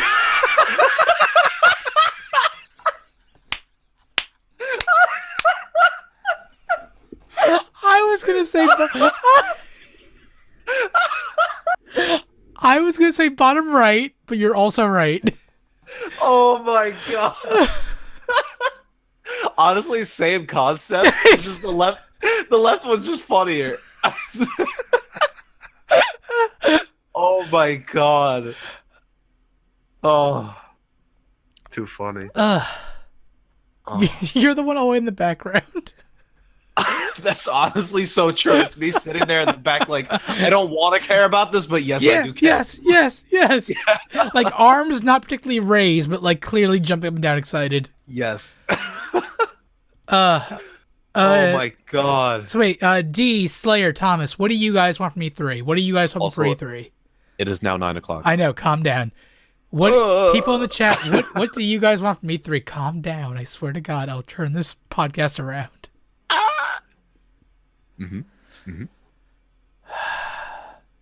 Also, side note, did you actually see that this morning Nintendo put out an announcement that they're making a Link Between Worlds special new 2DS XL? Really? It actually looks really cool. Not gonna lie. I have not seen that. In a second. I think you should look that up because I think you would be interested in it, but I don't know if you're in the market to buy another 2DS. I don't even have one 2DS. Oh, see, then that might be if you're like, oh, exactly. well, I don't have one. Oh, that's really nice. It looks really cool, honestly. It's the Hylian shield. Yes. It looks kind of like plasticky, but like in a good way. I know. Right. Like that weird shine to it. Right. I think you'd like it. Yeah, honestly. I might look into that. 160 July 2nd, not bad. Right. But if Pokemon comes out, it's going okay. Price for that. Well, Octopath Traveler. I'm telling you, Mr. Thomas, I actually really excited for that too. Not gonna lie. Fortnite for Switch? Oh, I hope not. It'd probably do well, but like I don't want that. Also, Slayer makes a good point. He said F-Zero for Switch. Oh, here's the thing. We didn't talk about anything with that where it might be revealed at E3. Who knows? Where it's this whole crossover between Star Fox. Yes. Okay. So there is a rumor that there is a Diddy Kong racing kind of Star Fox game, meaning where like there's an overworld you explore, but you're still in your cart and you fight bosses and there's still racing involved. But it's like an adventure game, but it's a kart racer around Star Fox, but using F-Zero like carts and controls or like worlds and atmospheres. Correct. Basically, it'd be so high paced like an F-Zero game, but also kind of fits because Star Fox is like these. You're in spaceships, right? And those are generally like fast, right? So like it kind of makes sense. I'm all for that, honestly. Yeah, I mean, because they have the whole thing was initially when the Switch came out, they had that like. Was it Redout was the name? It was like that racing game that was like F-Zero. I feel like it was something still different. But either way, it was like F-Zero, but independent almost. Like a third-party company kind of made it. So people were like, well, that's your F-Zero kind of fix. And then if you want to play other racing, you have Mario Kart. So this might be that still kind of F-Zero-ish flair kind of game, and you still have Mario Kart, but like it's completely different. So I could see people gravitating towards it. Yeah, like I loved the F-Zero stages in Mario Kart on like what was it, like 200cc mode or like. Oh, I mean, I hate 200cc, but the F-Zero one was pretty good. At least one of them. I don't know if there's more than one. There was two of them, yeah. I hated one of them, but yeah. What else? I just don't know. I mean, I guess they could announce it then. I feel like that's a direct kind of thing, not like an E3 direct, just because Again, they're going to be focused on games coming out this year. So if that's Right, not that's the if thing, that's like- not coming out this year, I can see them holding off on that. But if that's I feel like that could be like an early 2019 title. like if they have Smash and Pokemon this year, they don't need anything else. And that's the thing. And if they almost do like a Metroid Prime 4 thing with Animal Crossing, I'm sold. If they do all those three things, Minecraft for Switch, it's already a thing. D. actually is a thing. It's very good too. I like how he typed wait. I think they're finally releasing the physical edition too for that. For those who didn't get the download, it comes with all the that's DLC. not even out yet? Well, it came out downloadable last year, but like a physical copy comes out this year with all the DLC, Right. like the Plus edition. Oh, okay. Sonic Mania is getting a physical edition with like all the DLC. Shantae's getting a physical edition with all the DLC. Yeah, lots of games are getting physical editions now for the Switch, which I think is a nice touch. Right, but then they're going to charge you more. Uh, Probably. a little bit more, yeah, because the DLC and the physical. Also, now it's interesting. Drake is trending in New York. Is he playing Pokemon? I know, right? Or is he streaming the thing? Yo, come on! It's been 31 minutes and there's still no update. I'm losing my shit right No, now. no, no. Well, they said roughly at 9, so it's 9:05. So it's been 5 minutes. Yeah, losing my shit for the last 5 minutes. Look at that Pikachu. He is me. I know. As you gravitate in your chair. Oh my god. Oh my! It's called rotating, not gravitating. I'm being pulled towards my chair. Correct. Oh, Owl Boy came out today, the physical edition. You know, I heard good things about that game, but no one talks about that game. It's a weird I've in-between. heard a lot about it. I've watched a little bit of it. I don't think I would like the gameplay. I like the art style, but apparently Owl Boy himself cannot attack, and the way you play the game is you carry around NPCs. Like, this one has a bazooka, this one has an ice wand, this one has like... So it's almost like a constant, like... Which, that's kind of cool, but... It seems cool like a assist quest the entire game. I don't know. It looks interesting. I just didn't dive into it yet. Right. Also, key question here: if I leave up Twitter's page with Pokemon, It'll change. it will live update when it adds. Yeah, exactly. I'm refreshing it too just in case. Okay. But the thing is, though, we don't want to purposely like drag out the podcast and be like, wait for this. But Yeah, we're still kinda under 2 hours, so I don't feel guilty yet. yeah, exactly. Oh man. Okay.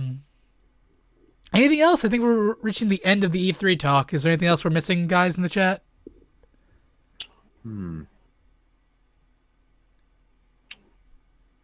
I guess because there's less emphasis on like a new console or a new something this year, that there's less information known. Lucio Ball for Switch.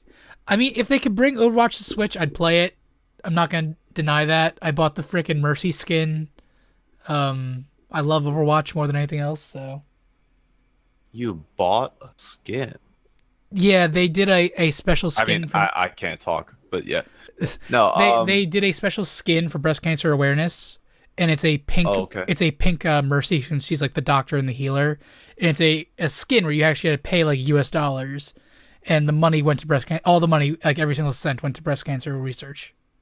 You didn't pay in a shroot buck? No, I only have Stanley Nichols. Oh, good call. How far are you in the office now, by the way? Season 5, episode 17. Nice. I like that you've like finally joined the bandwagon. Well, it's more like then people at work kept referencing it, and I was like, I've watched like 5 episodes of that show ever, and I was like, fine. So it's on Netflix. I'll check it out. I was like, it's good enough. It has its moments. It can make me laugh at times. And now you know how good it is, right? I still don't say it's the best show ever, but it's very clever writing. I just love how some of these phrases, where it's like, it's supposed to sound smart, that he says, Mr. Michael Scott. Like what? What do you mean? Like what example? Oh God. Like he'll say like a common like proverb, but say it wrong, but it works for that scenario. Like but the early bird gets the bird, or like the early worm gets the worm. Yeah, so I don't just like the way he says it's funny, and it's just like no one like bats an eye at it, but it's funny. Like also, okay, this one I've seen actually, or I've seen a clip of it before, but it was on the episode I was watching earlier today, where Dwight with the fire drill thing. Yep. And he gets called in, and they're in the city. And it was like, no, it was the next time after the CPR incident, and they had to replace the dummy, and they're like, that cost us like $3,500. And he's like, yeah, Dwight, $5,300. Like such a random little throw in. It was like just off enough. David Wallace like looks at him for a second, like what? Yeah. No, yeah, like, the best things honestly get me. The best part of that like scene in the office was the first time they go there and like they're yelling at Dwight. Michael gets up, walks to the window. Oh yeah. The city. And then comes back and sits on the other side. Yeah, he's like, can you scoot over? Can you scoot over? Like, he just keeps saying that. Oh my god! And then Dwight, we are not mad. Yes, we are. Yes, we are mad at you, but we're not gonna punish you. No, we are gonna punish him. right. God. But it won't be bad. I just love the whole like Bee Gees thing when they're doing whatever. That I've seen before. Like, update. Huh? The Pokemon 2018 video game press conference is underway. We'll be sharing highlights and announcing new Pokemon titles that can be enjoyed by all trainers, especially those playing Pokemon for the first time. No! Ah! That's not good, though. Especially those playing Pokemon for the first time. I'm kind of weary about Pokemon Go. Kind of weary about that. Imagine if, like, Pikachu Edition is, like, the child version and Eevee's, like, the adult version. God, Pikachu's gonna be the Funky Kong. Oh no. Oh my god, this entire podcast has now gone from E3 show to Pokemon Watch. Pokemon in the office while we stall. But what's been your favorite gym prank so far? Honestly, the most convoluted and clever one was the one with the phone where he was like taking out the weight in the phone, then added weight to it, and then smacked him, or either way, one of those, and then smacked him in the face with it. Yeah. That was very clever. Probably the funniest one, the one that I actually was on the subway and just started laughing to myself. Wait, a new tweet. Hold on. What? Grab your Nintendo Switch and get ready to... Pokemon Quest? No. What kind of Wii Shop crap is this? Wait, no. It looks like Minecraft. No. It's not Kanto. Is it Kanto? It's not Kanto. Wait, they just said Pokemon Quest was announced as a spin-off. Someone just said it in a comment. So I wonder if they have access to the thing. Oh, wait, update. The Pokemon in Pokemon Quest were originally discovered in the Kanto region, but this time they have a boxy cube-like appearance. Oh, it actually is pretty cute. Wait, Pikachu looks fantastic. Oh, never mind. No. That Pikachu model has to be from the main game. Yeah, because that Pikachu looks super high res. That's super high res. What is going on? Yo, I'm okay with this quest thing, though. It looks kind of cute. I don't know. Yeah, but okay, so it's for the Switch, though. That's my problem. They said they're working on Pokemon for Switch. This is not... tell me. Do not tell me this. This is not... There's no way that this is the Pokemon series game. Like, let's go Pikachu. Definitely not. It can't be. Does that map resemble Kanto at all, though? No. It kind of does. No, it doesn't. The Seafoam Island is where it should be. Oh, God. And, like, the Pokemon Tower is where it should be. The rest of it doesn't add up, though. No, the rest of it doesn't add up. The whole middle portion is way up. Oh, here it is. Pokemon Quest allows trainers of all ages to get in on the action. In this free-to-start game, you can face off against wild Pokemon and embark on many exciting expeditions. It looks like Pokemon Rumble Blast. But for the phone? No, Switch. Oh, wait, you're right. Oh!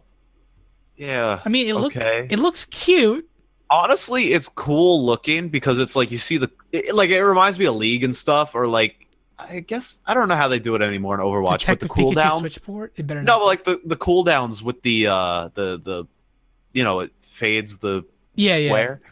But like that's cool, but like Is that multiplayer, or does he have 3 Pokemon he's controlling at once? I think he controls 3 Pokemon, so you manage. No, because look, they're all moving individually. Well, I almost think of it like a RTS kind of game where you kind of like move a guy over there, press attacks, move a guy over there, press Okay, yeah. attacks. Because why else would you see all of their cooldowns at the same No, time Slayer. on It your says screen? it says this game is free to start, so it's probably gonna have microtransactions. But Wait, new tweet, new tweet. okay.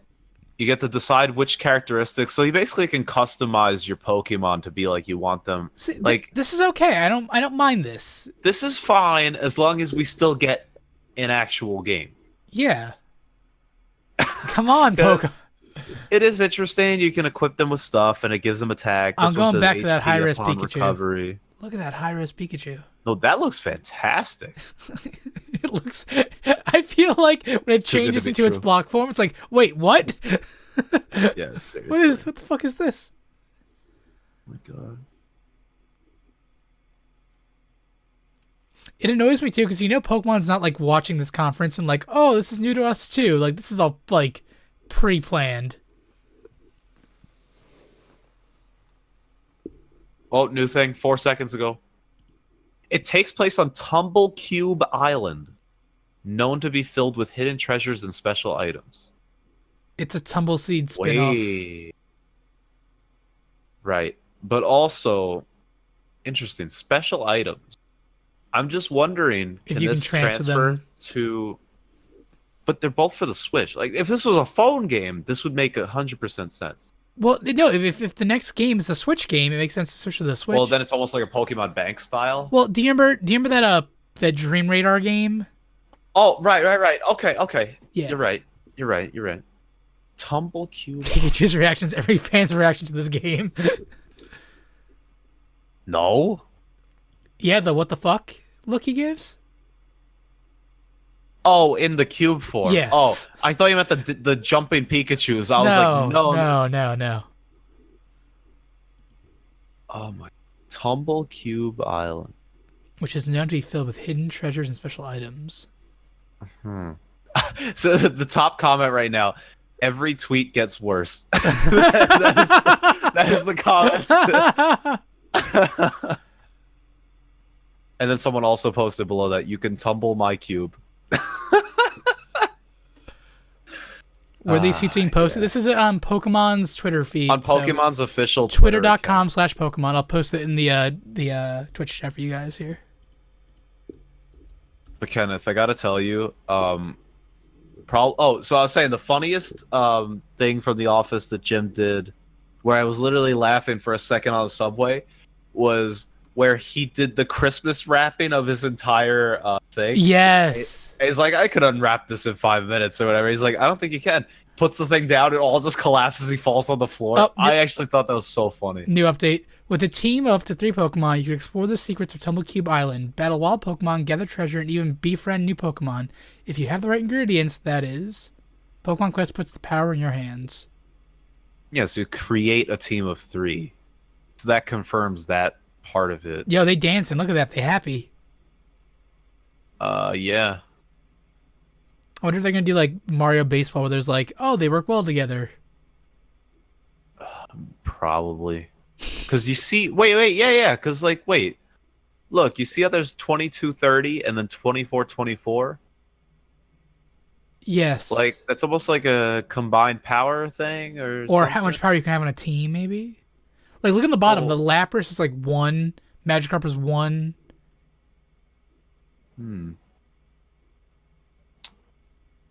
Interesting.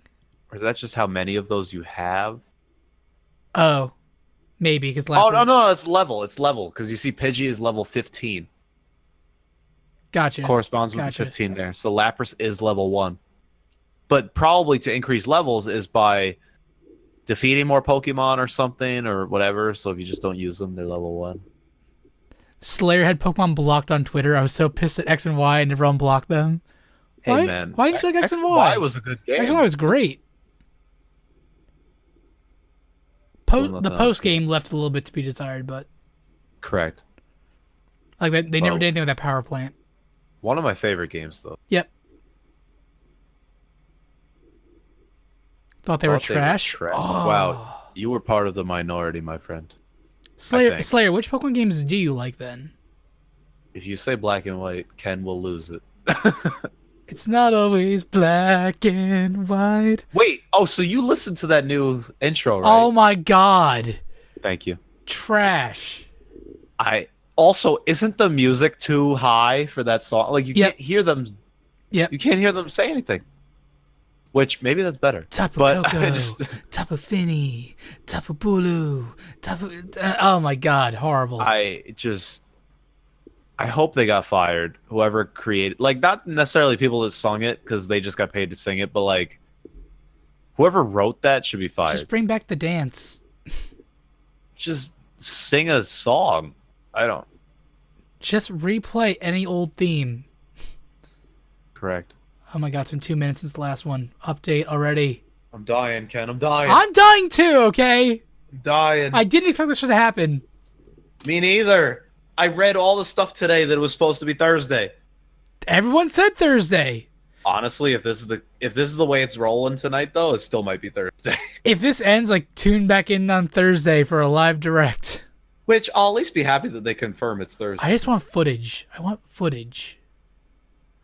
I want them to just come out and say yes, it is Pokemon. Let's go Pikachu.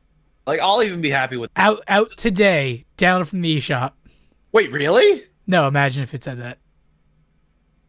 Wait, Pokemon Quest? No. Imagine if they said "Let's go Pikachu" like out today. Oh. I mean, everyone would actually lose their mind. Though I would actually be really excited to try this out today if it came out today. I would be streaming this right after the podcast. Maybe. Well, it's not always Black and white. It's been 3 minutes and no update. It's not about win or lose. It's the path. It's the Pokemon news. Oh my god. Let the journey begin. And it's done. Pokemon. And there's a $5 paywall. It says free to start, so... No, I know, that's dangerous. Well, it basically means you can do the game, but you probably won't have good Pokemon. You'll have, like, okay and maybe one. I'm literally not going to use my data to listen to you guys singing. Oh. Yeah, we got called Panini Heads now. That's our new thing. Panini heads? That sounds delicious. Sure. Do you not like paninis? Paninis are great. Then what's wrong with being a panini head? That's an insult. How?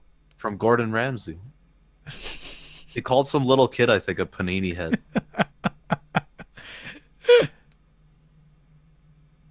That game looks like a cut minigame from Pokemon Stadium.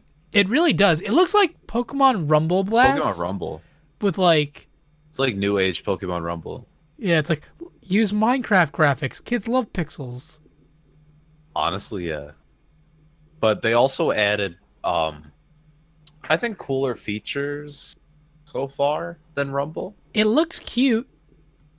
Well, but more customization, I think. Oh, yeah, way more. So I think that's a good thing. I mean, actually not that much more, because you could have two moves, just like two moves. Like, the party of three is the only new thing, really. No, but could you put together, like, actual stats of the Pokemon? Like, they had almost, like, yeah, they pages had levels and stuff like that. No. Like, it had, like, different things you could drag to them, and it gives them more HP and this. Yep. Oh, they did? Yeah. It's been 5 minutes, Ken.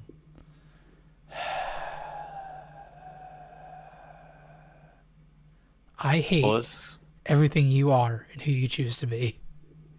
Toby Flenderson. Pokemon Quest? Oh. Toby Flenderson is everything that's wrong with the paper industry. Oh my god. Why do they call Holly, man, that was depressing. Oh my god, right? That's like the saddest part of the show. Wait. What? Wait. What? I'm watching this Verlisophy guy, the guy that streams Pokemon. There's a video. What? Wait. There's a video of him running around a house in 3D. Wait, what? Wait. Oh my god. What? Wait, what is this? John. Oh, they're showing the game. What? Oh my god, they're showing the game. Where? Oh my god, they're showing the game. Oh, here it is. Here's Wait, it. Go. It updated. Go. I'm watching it. Let's go, Eevee. Oh my god. Oh. Wait, I'm watching. 1 second. Oh my god. One second. It's not loading. I think I'm ahead of you. No. Oh my god. Wait. No. Wait. No. You actually catch them. Shut up. I'm watching. I need volume. There we go.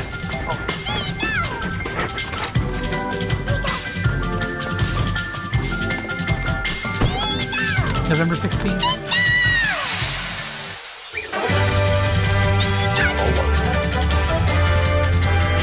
You literally see the Pokemon. You can dual catch a Pokemon? What the heck?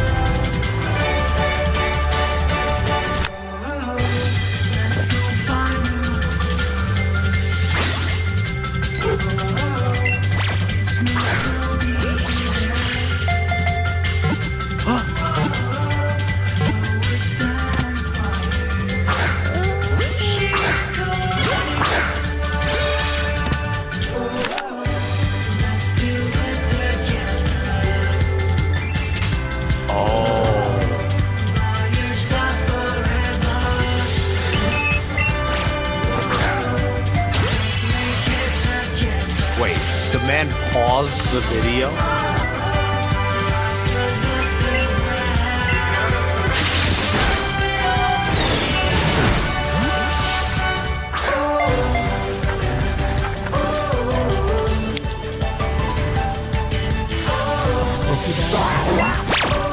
Yeah, that's the new Pokewalker. It's a Pokemon Joy-Con? It's like Pokewalker.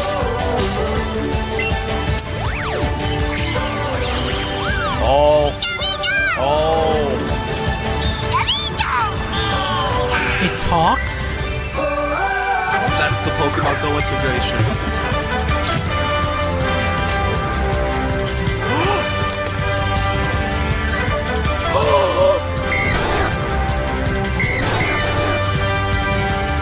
Did you see that? 1 second. We'll talk about it in a second. Oh! Here comes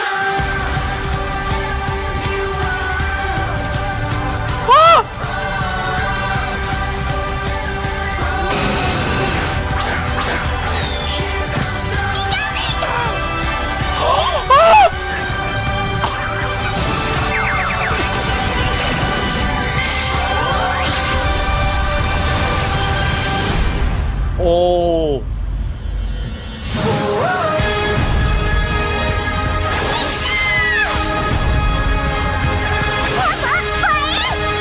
Wait! Yeah, officially available November 16th? Yeah, I already said that. No, but I didn't believe you. Oh my god! Oh my god! Oh my god! You'll meet a special Pokemon. I think that's Zeraora. But... Oh. Oh my god. Oh my god. Oh my god. Oh my god. Okay. Oh my god. I'm sorry for that Wait. Twitch. That wasn't loud Twitch chat. I'm sorry. Well, this can be a separate highlight that you can put up. I look like a tiny mouse eating cheese. Great. Okay. No, Ken, seriously, the second we're done with this, you could put this up as a separate thing. Yeah. Because people are going to want to hear about this in reaction video or whatever. You should make it happen. Yeah. But, oh my god. Wait. Do you want to, like, Go through that? it little by little? Correct. Yeah. Yeah, we're doing that. Okay, so forget the very first part, because they're like, oh, Pokemon Go, haha. Okay, Okay, now Pikachu's running through. Yeah, wait. Let me pull up. What are you watching it on? Just right now, Pokemon's Twitter Okay. account. I'm just sliding through the video. I'm gonna mute this. I'm gonna play through it, and I'm gonna pause when we get to a point. Okay. Well, no. Let's start first at when they show Pikachu going into the screen. Yeah. Well, yeah. Pikachu's running around right now. He's in the house. Game. He goes into the screen at 25, 26. Okay. 27 seconds is when. So you here's first the see look at the new trainer. male trainer. Are you playing it now? Yeah. Okay, I'm playing it. Like I'm pausing when You I see the. Oh wait, do you want to pause on those towns? I'm gonna pause every time the scenery changes. I'm gonna pause. I'll tell you. So does that look? Oh, you know that is Pallet Town. Yeah. I think. Yeah. Revamped Pallet Town because you see the one guy, that one guy that's always down Josh, there. look how good the route looks in terms of like the steps like going down. The next one with the grass, or you mean still in? Wait, Pallet Josh, Town? Josh, update. Wait. With Pokemon Quest and Pokemon Let's Go, there are so many ways to explore the Pokemon world. Trainers look forward to even more of an all-new core series coming out 2019. What? So this is not like the next Red, Blue, Yellow. This is a spin-off title. They're working on an actual Gen 8 2019. Yes. Second half, which makes sense. November, Another fall yeah. release. I am so happy. With an all-new core series. Guys, Pokemon. Nintendo won E3. Yep. It hasn't even started 100%. yet. No, We're done. no. This This is Gen 1. this is a remake of okay, let's go back Well, all right, I'm at 31 seconds. Hold on. oh, my thing restarted because I Okay. refreshed the Yeah, page. I'm at 32. All right, so 31. All right. 32, okay. At So you have Eevee, of the female trainer. Yeah, All right, she so looks now- cute. Yeah. Yeah. Okay. Then they show some town here. This looks like pewter. Could it be also Viridian? No. A better done Viridian city? I don't know, but the next one is definitely the Viridian Forest. Yes. Oh, 100%. keep in mind, the Pokemon are not following them. They're always on top of their heads. They're on the head. No, but well, yeah, you're right. You're right. Okay. You're right. And now here, this looks. What is this? Is this? This looks like Vermilion. Yep. This with the port. That's Vermilion, definitely. For Nintendo Switch. Now we have Professor Oak with a bunch of Pidgeys. Petting Pikachu. Yeah, petting Pikachu. Looking determined. Pikachu happy. Play with a single Joy-Con. This is interesting. Well, because then they showed the dual thing. Yeah. One Joy-Con. But yes, you're walking in the grass. Pidgey appears. Encounter a Pidgey. This is the part though that I was disappointed Oh, wait, with. wait. So let's pause here quickly because there's a menu for a split second. On the left. Yeah. So let's see. It says, "Get ready. Items help run away." So it does not show any battling whatsoever. Will Pokemon Go be required for this, or is it optional? I think it's optional. I'm almost certain it's optional. What is get ready as in like get ready to throw it? Or like put your lucky egg. Like I'm trying to think of Pokemon Go mechanics in mind. Like put on your lucky egg, or put on your incense, or throw a berry, stuff like that. So you throw it. It does the normal catching thing. He throws it. It doesn't look like the precision matters at all. I think it's just like a waggle. Because he like overhead throws that thing, and it does not follow his path at all. You know what I Right. mean? I think it's just I think it's just the timing. Right. Okay, so Pidgey goes in the ball, shake. Yeah, I'm up to where they just had the co-op introduction. So he catches the Pidgey, then there's a Mankey, there's a Bellsprout, Staryu. Again, it's all only Gen 1 Pokemon. Gen 1. All right, then share the experience with the second Joy-Con. Right. They shake the Joy-Con, and the second person's in the game now. Oh, now wait. Where do they go into? What do you think That's is? Mount Moon. Oh, that's Mount Moon. That's Mount Moon. Mount Moon. Yeah, right, because the Clefairy. Now, but that's interesting. So they're literally just running around. But that's like Pokemon Go. You see the Pokemon on the map, and you go up to them. I know. You literally walk up to them and then you I start think the this is like battle. Pokemon Go HD, honestly. I know, because where's the battling of these wild Pokemon? So okay, so here they're fighting Clefairy. Player 1 has more options. It says because he's got the main options. The second person's like a helper. yeah. It said look, the Clefairy has level 10 and it has HP on it. I think Where is it of HP? in the corner. And they both throw a ball and catch the Clefairy. It's an excellent throw. They high five. They're cute. Double. Okay, so two. That looks like it's on the road in Cerulean. Oh, okay, wait. So here, he's battling. They're battling a trainer now. Battling a trainer with Leech Seed, Poison Power, Sleep Powder, and Takedown. And Pikachu has Thunder Shock, Growl, and Quick Attack. And look, there's HP bars in the corner. Like those are full bars.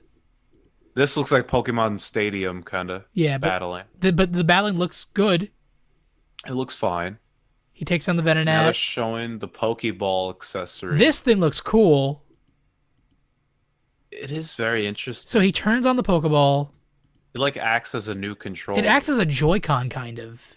Yes. Because he's throwing it like he would the Joy-Con. Oh no, my video froze. Why?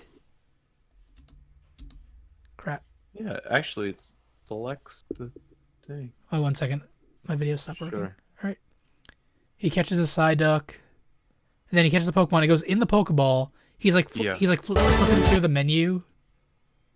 Yeah, with the thing. Yeah.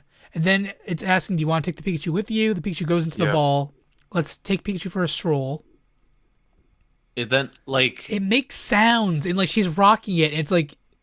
But would they have that sound for every Pokemon? If it's only the first 150, yeah, they could do that. Can you mute that? Oh, you could probably mute it. Or you just don't bring it with you. All right, Pokemon Go. Right. They catch the Dratini. So this is interesting. So this is what I thought it would be. Yeah, so then you can take it, transfer it over, yeah. and it's a Go Park, they call it. Go Park? You've So it brought looks like Dratini to the Go Park. it's kind of like that what is Oh, it? do you Pal bring them there and have Park to or recatch whatever? them? I think it's something like that. That would make sense. I guess that's fair. You can get items sent to you. Sending present. Oh, sending a present from the Switch game to Pokemon Yes. Go. So you can do transfer both ways. So I'm just wondering what you even transfer the other way. Oh my god. I'm assuming it just enhances your Pokemon Go experience, Yeah. which then I wouldn't really care. Play your way. So it's giving you. See him catching a Magmar Yeah. in that. And then, so this, he's riding an Onix. Yes, that I started flipping Then out. riding a Lapras. Flying on a Charizard. Then you see them running with Nidoking and Nidoqueen behind them. That's the thing to Lance. That's the Elite Four. We're going down that long hallway. Correct, but also here's the thing that's not only Pokemon following them on their head. Oh. That's Pokemon just straight up following them behind you. Yep. And then the next one too, a Gengar and Yes, Gengar and Electrode. Which, where do you think that is? Is that area where it's kind of that in-between kind of weird path between Lavender and Fuchsia? Yeah. I think that's what that is. All right. Then we see there's Moltres here. He's sending the Moltres to the Switch version, to the Go Park. Right. Catching various Pokemon. Catching Ultra Ball. There it is. Looks like customization is for your Pikachu and Eevee. Like, well, those are adorable. Pikachu in the sailor outfit. Before that, he's petting Pikachu using the Joy-Con as like a stylus almost. Correct. I think it's like Pokemon Ami or whatever. The costumes are so cute. Team Rocket is back. The Explorer Eevee.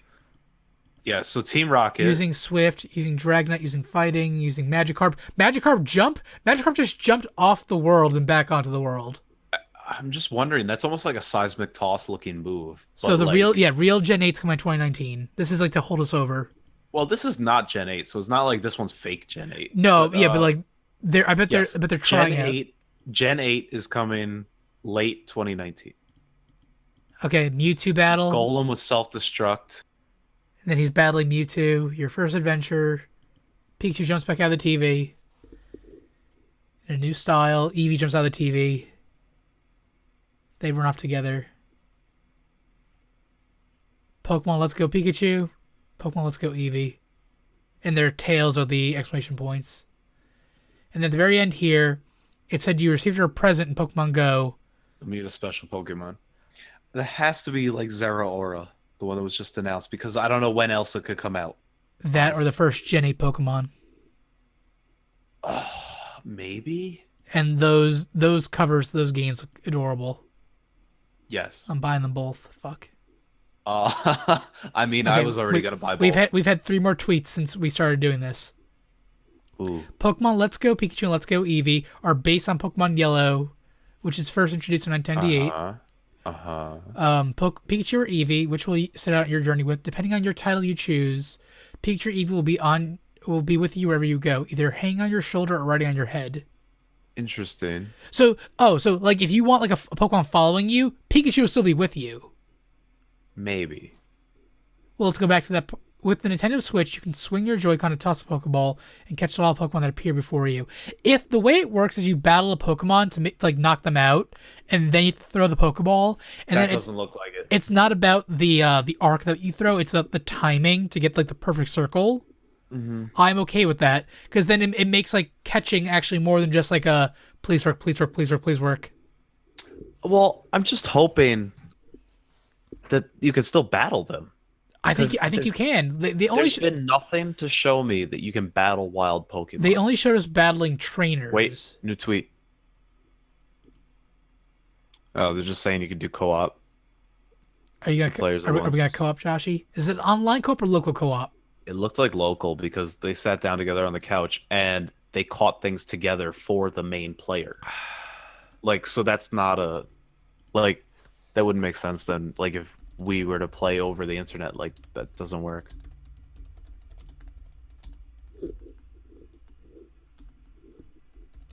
Okay, Josh, are you happy? I'm only not happy about this catching thing. This is what I feared. Because you think you think it's only walk up to the Pokemon? No, because here's the thing. When here's the thing. I'm hoping we're missing one part of it. Go back to the Mount. I'll pull up on the screen here. Go back to Mount Moon when they find the Clefairy. Mm-hmm. So they walk up to the Clefairy. The screen Wait, goes. what time is that? 1:10. Yeah, okay. They walk up to the Clefairy. The screen Right. goes white. Uh-huh. There's the Clefairy there. See, here's the thing. See, this is the thing. See, they skipped. So I'm thinking there's a battling portion before this. Yeah. And then you almost choose, I want to now catch this thing. And then there's a separate menu that says, get ready. And then you can throw it. Look at that menu up in the corner there. It says Clefairy level 10. Then what's that thing underneath that? It's so blurry. Wait. Oh. CP60. Oh, my lord. That's catching power. No, that's combat power from Pokemon Go. Yeah, that's what I was called catching power. Wait, but Why does it have a level? Oh, because wait, can you go back and forth? We've only seen Pokemon Go going into the Switch. We haven't seen vice versa, have we?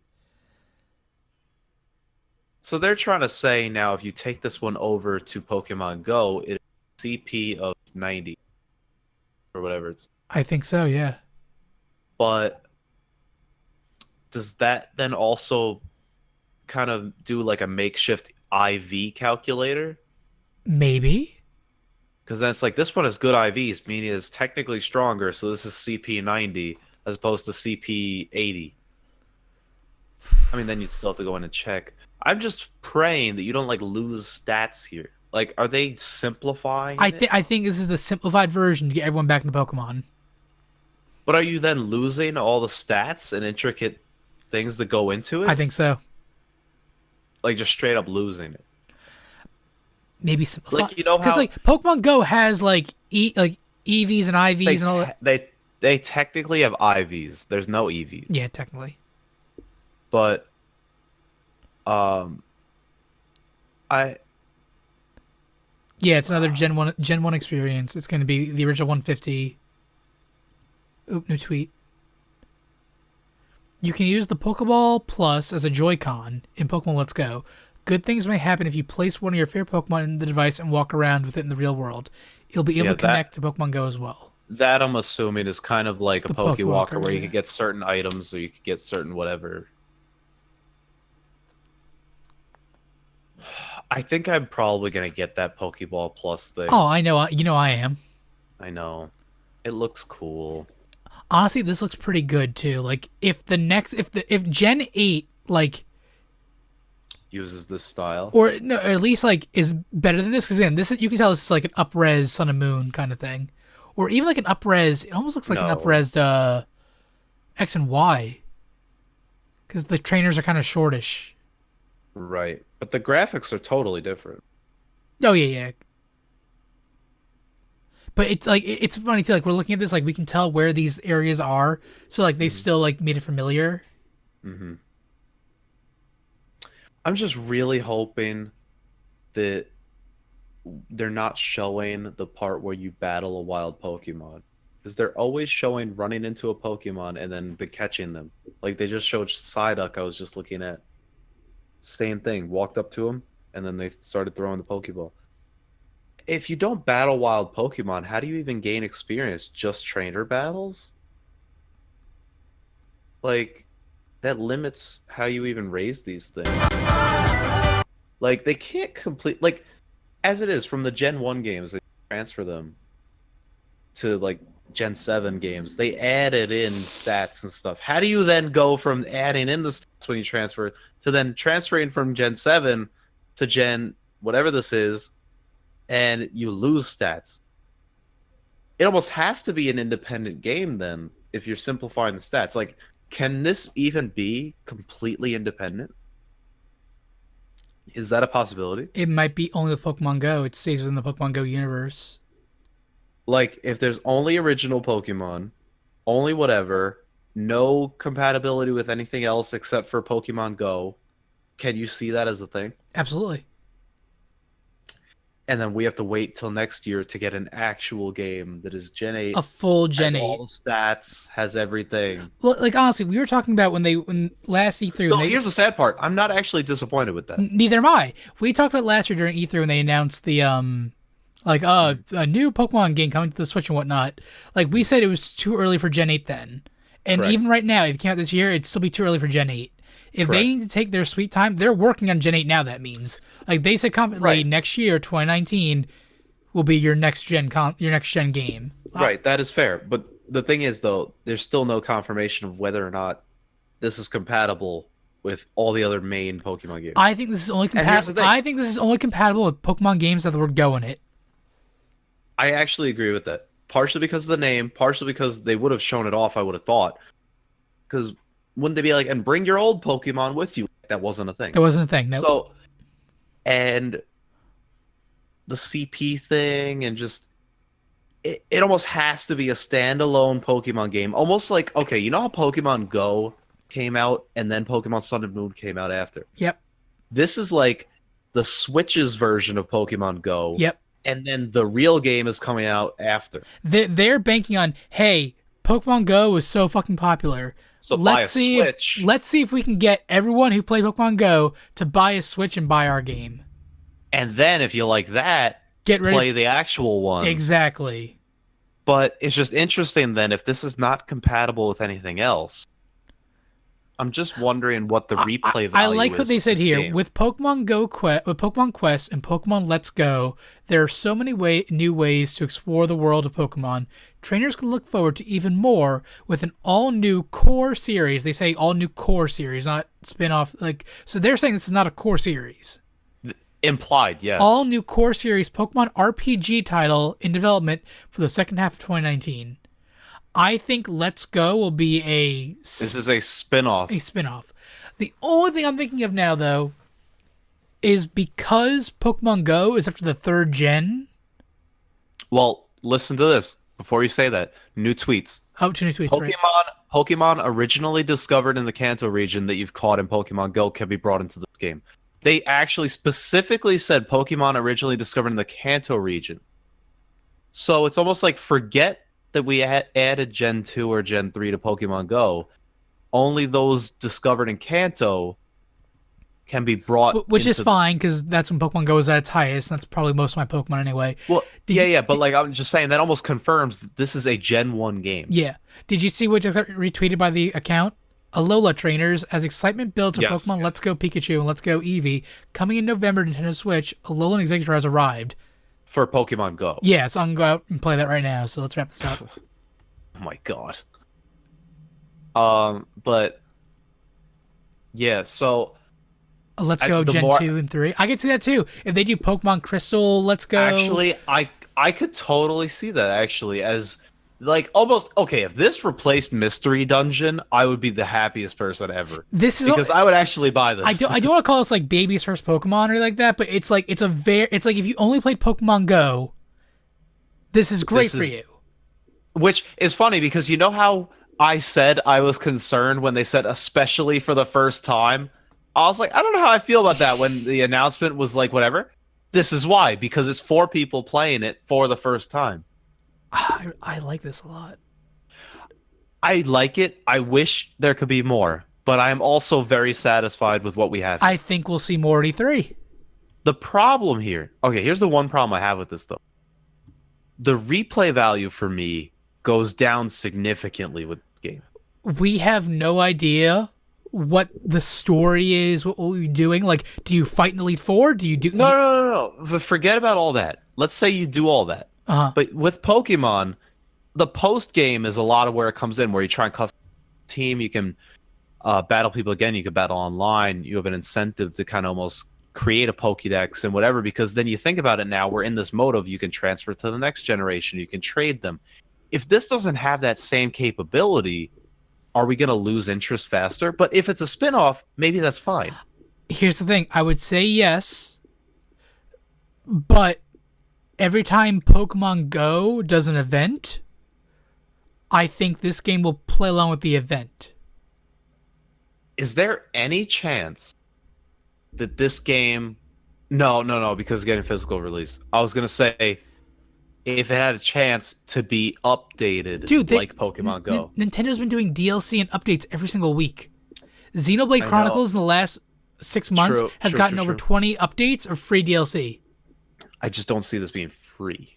Maybe not free, but I can see. But here's the thing: if it's being driven by the Go name, I could Is see. there like a season pass that you can buy where it guarantees up to Gen 3 because they have Gen 3 out? So you can be like, hey. Maybe.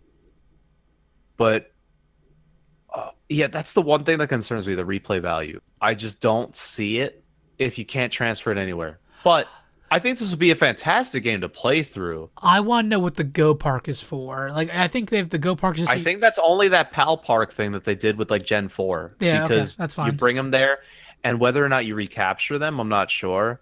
But I think it's pretty much just that. It's a separate little area that they added in Kanto just for that kind of thing.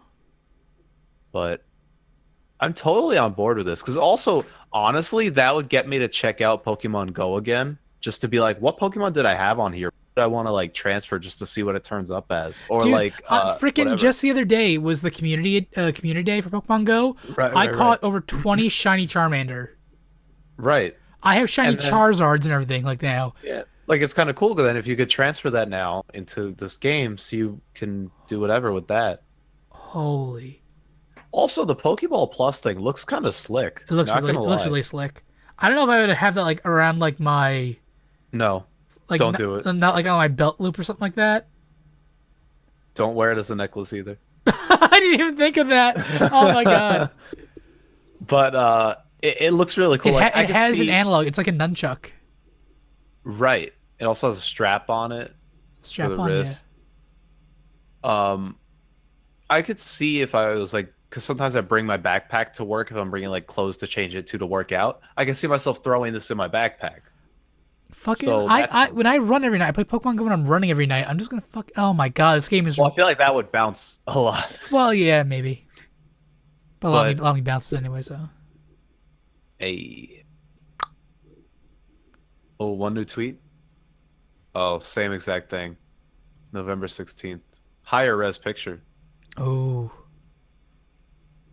Also, they do confirm, at least for now, the Pokeball Plus will be released on the same date. That's good. because that whole Pokemon Go Plus thing, coming out like months later.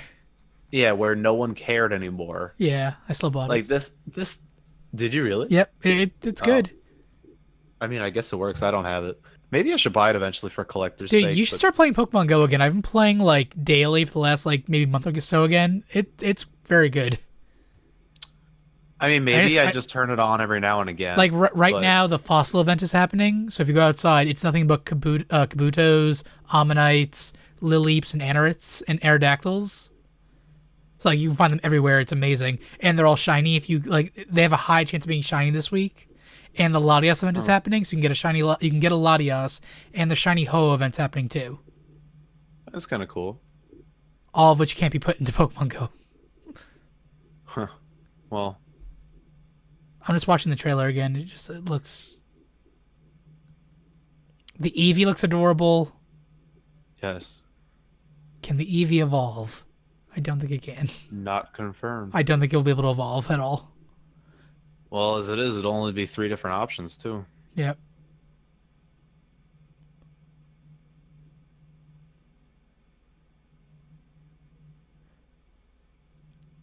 Well, So I wonder how like if you want like to find like a Dratini, do you have to go into the Safari Zone and just keep swimming around that area until you see one pop out its head out of the water?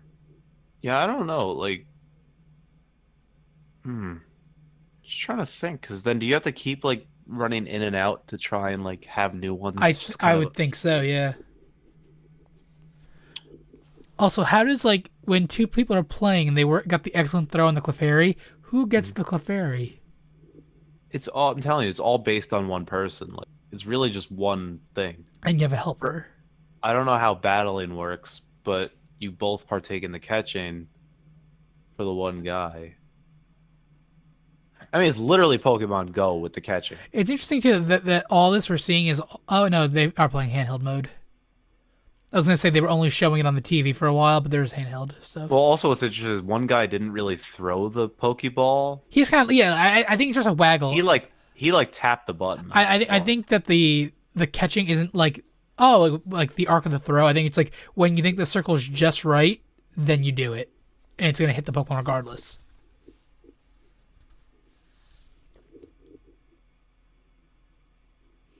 Wow. Okay, it happened, Josh. Oh, I see. Yeah, you were saying with the nunchuck thing. Yeah, yeah.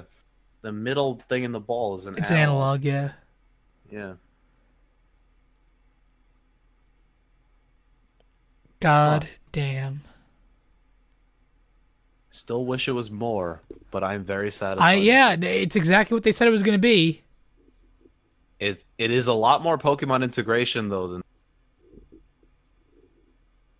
since it's basically Pokemon Go, but on the Switch, which makes sense with the name. Like, it is a spin-off type game. Po- But, the integration with Pokemon Quest, Pokemon Let's Go Eevee, whatever, oh, Tom, and This was complete on accident. We were wrapping up like our E3 segment, and all of a sudden Josh saw this happening, and we just like freaked out. We've been gushing for the last like 35 minutes now. no, an hour almost. Has it been an hour? We were waiting for 9 o'clock. Oh my god, it's been over an hour. Oh my god, wait. What? Someone took a picture of the Onyx. Like, it's great that Pokemon wear hats, but it's even better that Onyx is wearing you as a hat. Right. Oh my god. Well, Ken was time to screaming like a little girl. browse. Damn right I was. Time to browse Amazon. Pokemon that follow you around. That is all. The biggest betrayal of all time will be if they don't have Pokemon follow you around in the 2019 game. Oh my god. It is put up on Amazon. Is it? At least for now, as like a placeholder. I'll wait a day or two. Fine, I'll wait. Oh man. Oh my god, the official artwork for the trainers. Oh my god. Where at? Let me see if I can link to you.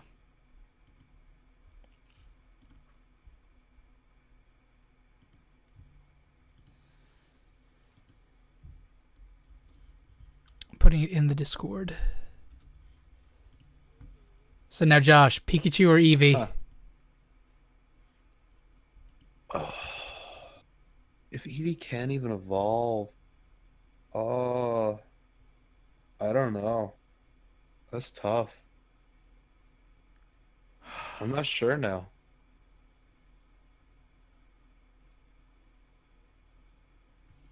Pikachu dog. I don't. Eevee's so cute.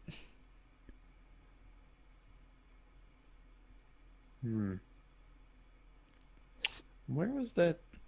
Now, Josh, these games are $60. How do you feel about that? That's a good point. I'm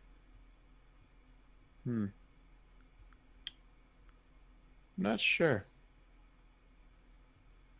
I mean, I guess I don't mind because they're kind of being sold as the same experience. They're not even saying like, oh, certain ones are exclusive. They're just literally like, here's two of them. It's probably going to be that you need like two people to like. There has to be trading. I don't know. What if this is Why? how Pokemon Go finally does trading? I don't know, but like you can't trade in Pokemon Go, so Yeah, you why can't. would You you be can't able to trade or in- battle. So who said you can trade in here? This is how they do it. Yeah, to trade between you and your phone. I don't know about other people. It doesn't really look like it. We need more information. Where was the thing? Oh, that's it. Wait. Pokemon.com/Pokeball Plus. Let's see. You trying to find a price on it? Or just more information. Page not found. Yeah, Pokemon site's crashing. Oh, it just says page not found. What? On the link they tweeted out, right? No, I did it myself. Huh. All right, well, I think we should start wrapping things up, otherwise we'll be here all night just gushing about Pokemon stuff. Yeah. Any final E3 stuff, Josh? Well, I mean, like, E3 just I'm happened. still really. E3 just happened for us, so. Yeah, I'm good. It sounds like you need a cigarette. Like, yeah, I'm done. Yeah. Oh. Oh my God. For E3 though, man, I'm still excited, and now I'm excited to see if they show more of this. So it's all good, man. Yeah, dog. Yeah. All right. I think we should wrap things up here then. Again, sorry the last hour turned into Pokemon nonsense, but we were not expecting that. Yep. And we are pretty excited. Gen 1's a good gen. Pokemon Go, the connectivity, like, this is a good game. And the fact that they said, like, don't worry, 2019, you're getting your actual Pokemon game. I think that's kind of like a saving grace, too. This is fun, but this is a spin-off side game. So great to finally hear Josh from after a long while. Yeah, Josh was gone for quite some time, but he's back. We'll try to do these a little more regularly. Again, our work schedules. Well, Josh's work schedule especially is a little bit hard to manage, but I am alive. Welcome to the JK Podcast Reacts to Pokemon News. Yeah, I'm gonna probably make this put up a separate clip up of us just reacting to Pokemon stuff for the YouTube. Because apparently I look like a mouse eating cheese when we found out. There you go. Oh my god. I feel like I just ran a marathon. I think you did. I'm about to. Honestly, yeah. Seems like it since you said that. Pokeball Plus. Why is that not loading? Nothing's loading. All the links they tweeted are not loading for me. I don't know about the link, but I just searched up. I did the other search for Pokemon.com/Pokemon Let's Go, and that shows everything. They have a page. Really? Yeah. Nice. I'll link you to it. I just got it. Oh. It looks really clean, too. It looks good. Yeah. Learn more. Continue. Yeah, see, the connecting things don't work. Yeah. Or they direct you to Nintendo's website. So we'll have to see about that. But I'm sure in the next hour we'll get so much more news. Like they're gonna send out press briefings. Like we're gonna find out more in an hour. I know we are. Yeah. And then E3 is gonna spill even more beans. November 16th too. And that was what we were just talking about. I think it's kind of a missed opportunity they didn't release this today. Because Pokemon Go during Quest? The summer is the big thing. True. But if they release Pokemon Quest today, or they release that sooner, I think that's smart. They didn't say a release date for that. Oh, it's the day before Hallie's birthday. Huh. Well, if they, let's say they say at E3, Pokemon Quest is out now. That's a good move. Yes. Yes. All right. Sony, Microsoft, all the others, you have some big shoes to fill. Nintendo won. Yep. Calling it now. Pokemon Company won, honestly. Yeah, forget that. Yeah. All right. Pokemon Company, Game Freak. Well, thank you all for sticking out for almost 3 hours now. This has been our pre-E3 showcase / Pokemon reveal. You heard it here first in the JK podcast. Kind of did, honestly. Me and Josh will be back once E3 is all said and done, probably the day after E3. Probably, honestly, during Nintendo's conference, probably that night. Right? Something. Yeah. Because by then, every press conference will be over. So it'll be very soon after Nintendo's done with their press conference. We'll be back for our post-E3 JK episode. And, yeah, anything else you want to say to the people, Joshy? Nope. I'm good, man. All right. Thank you all for listening to the JK podcast. Until next time, I've been Ken O'Connor. I'm Josh Brandon. We will see you guys after E3. Bye-bye. See ya.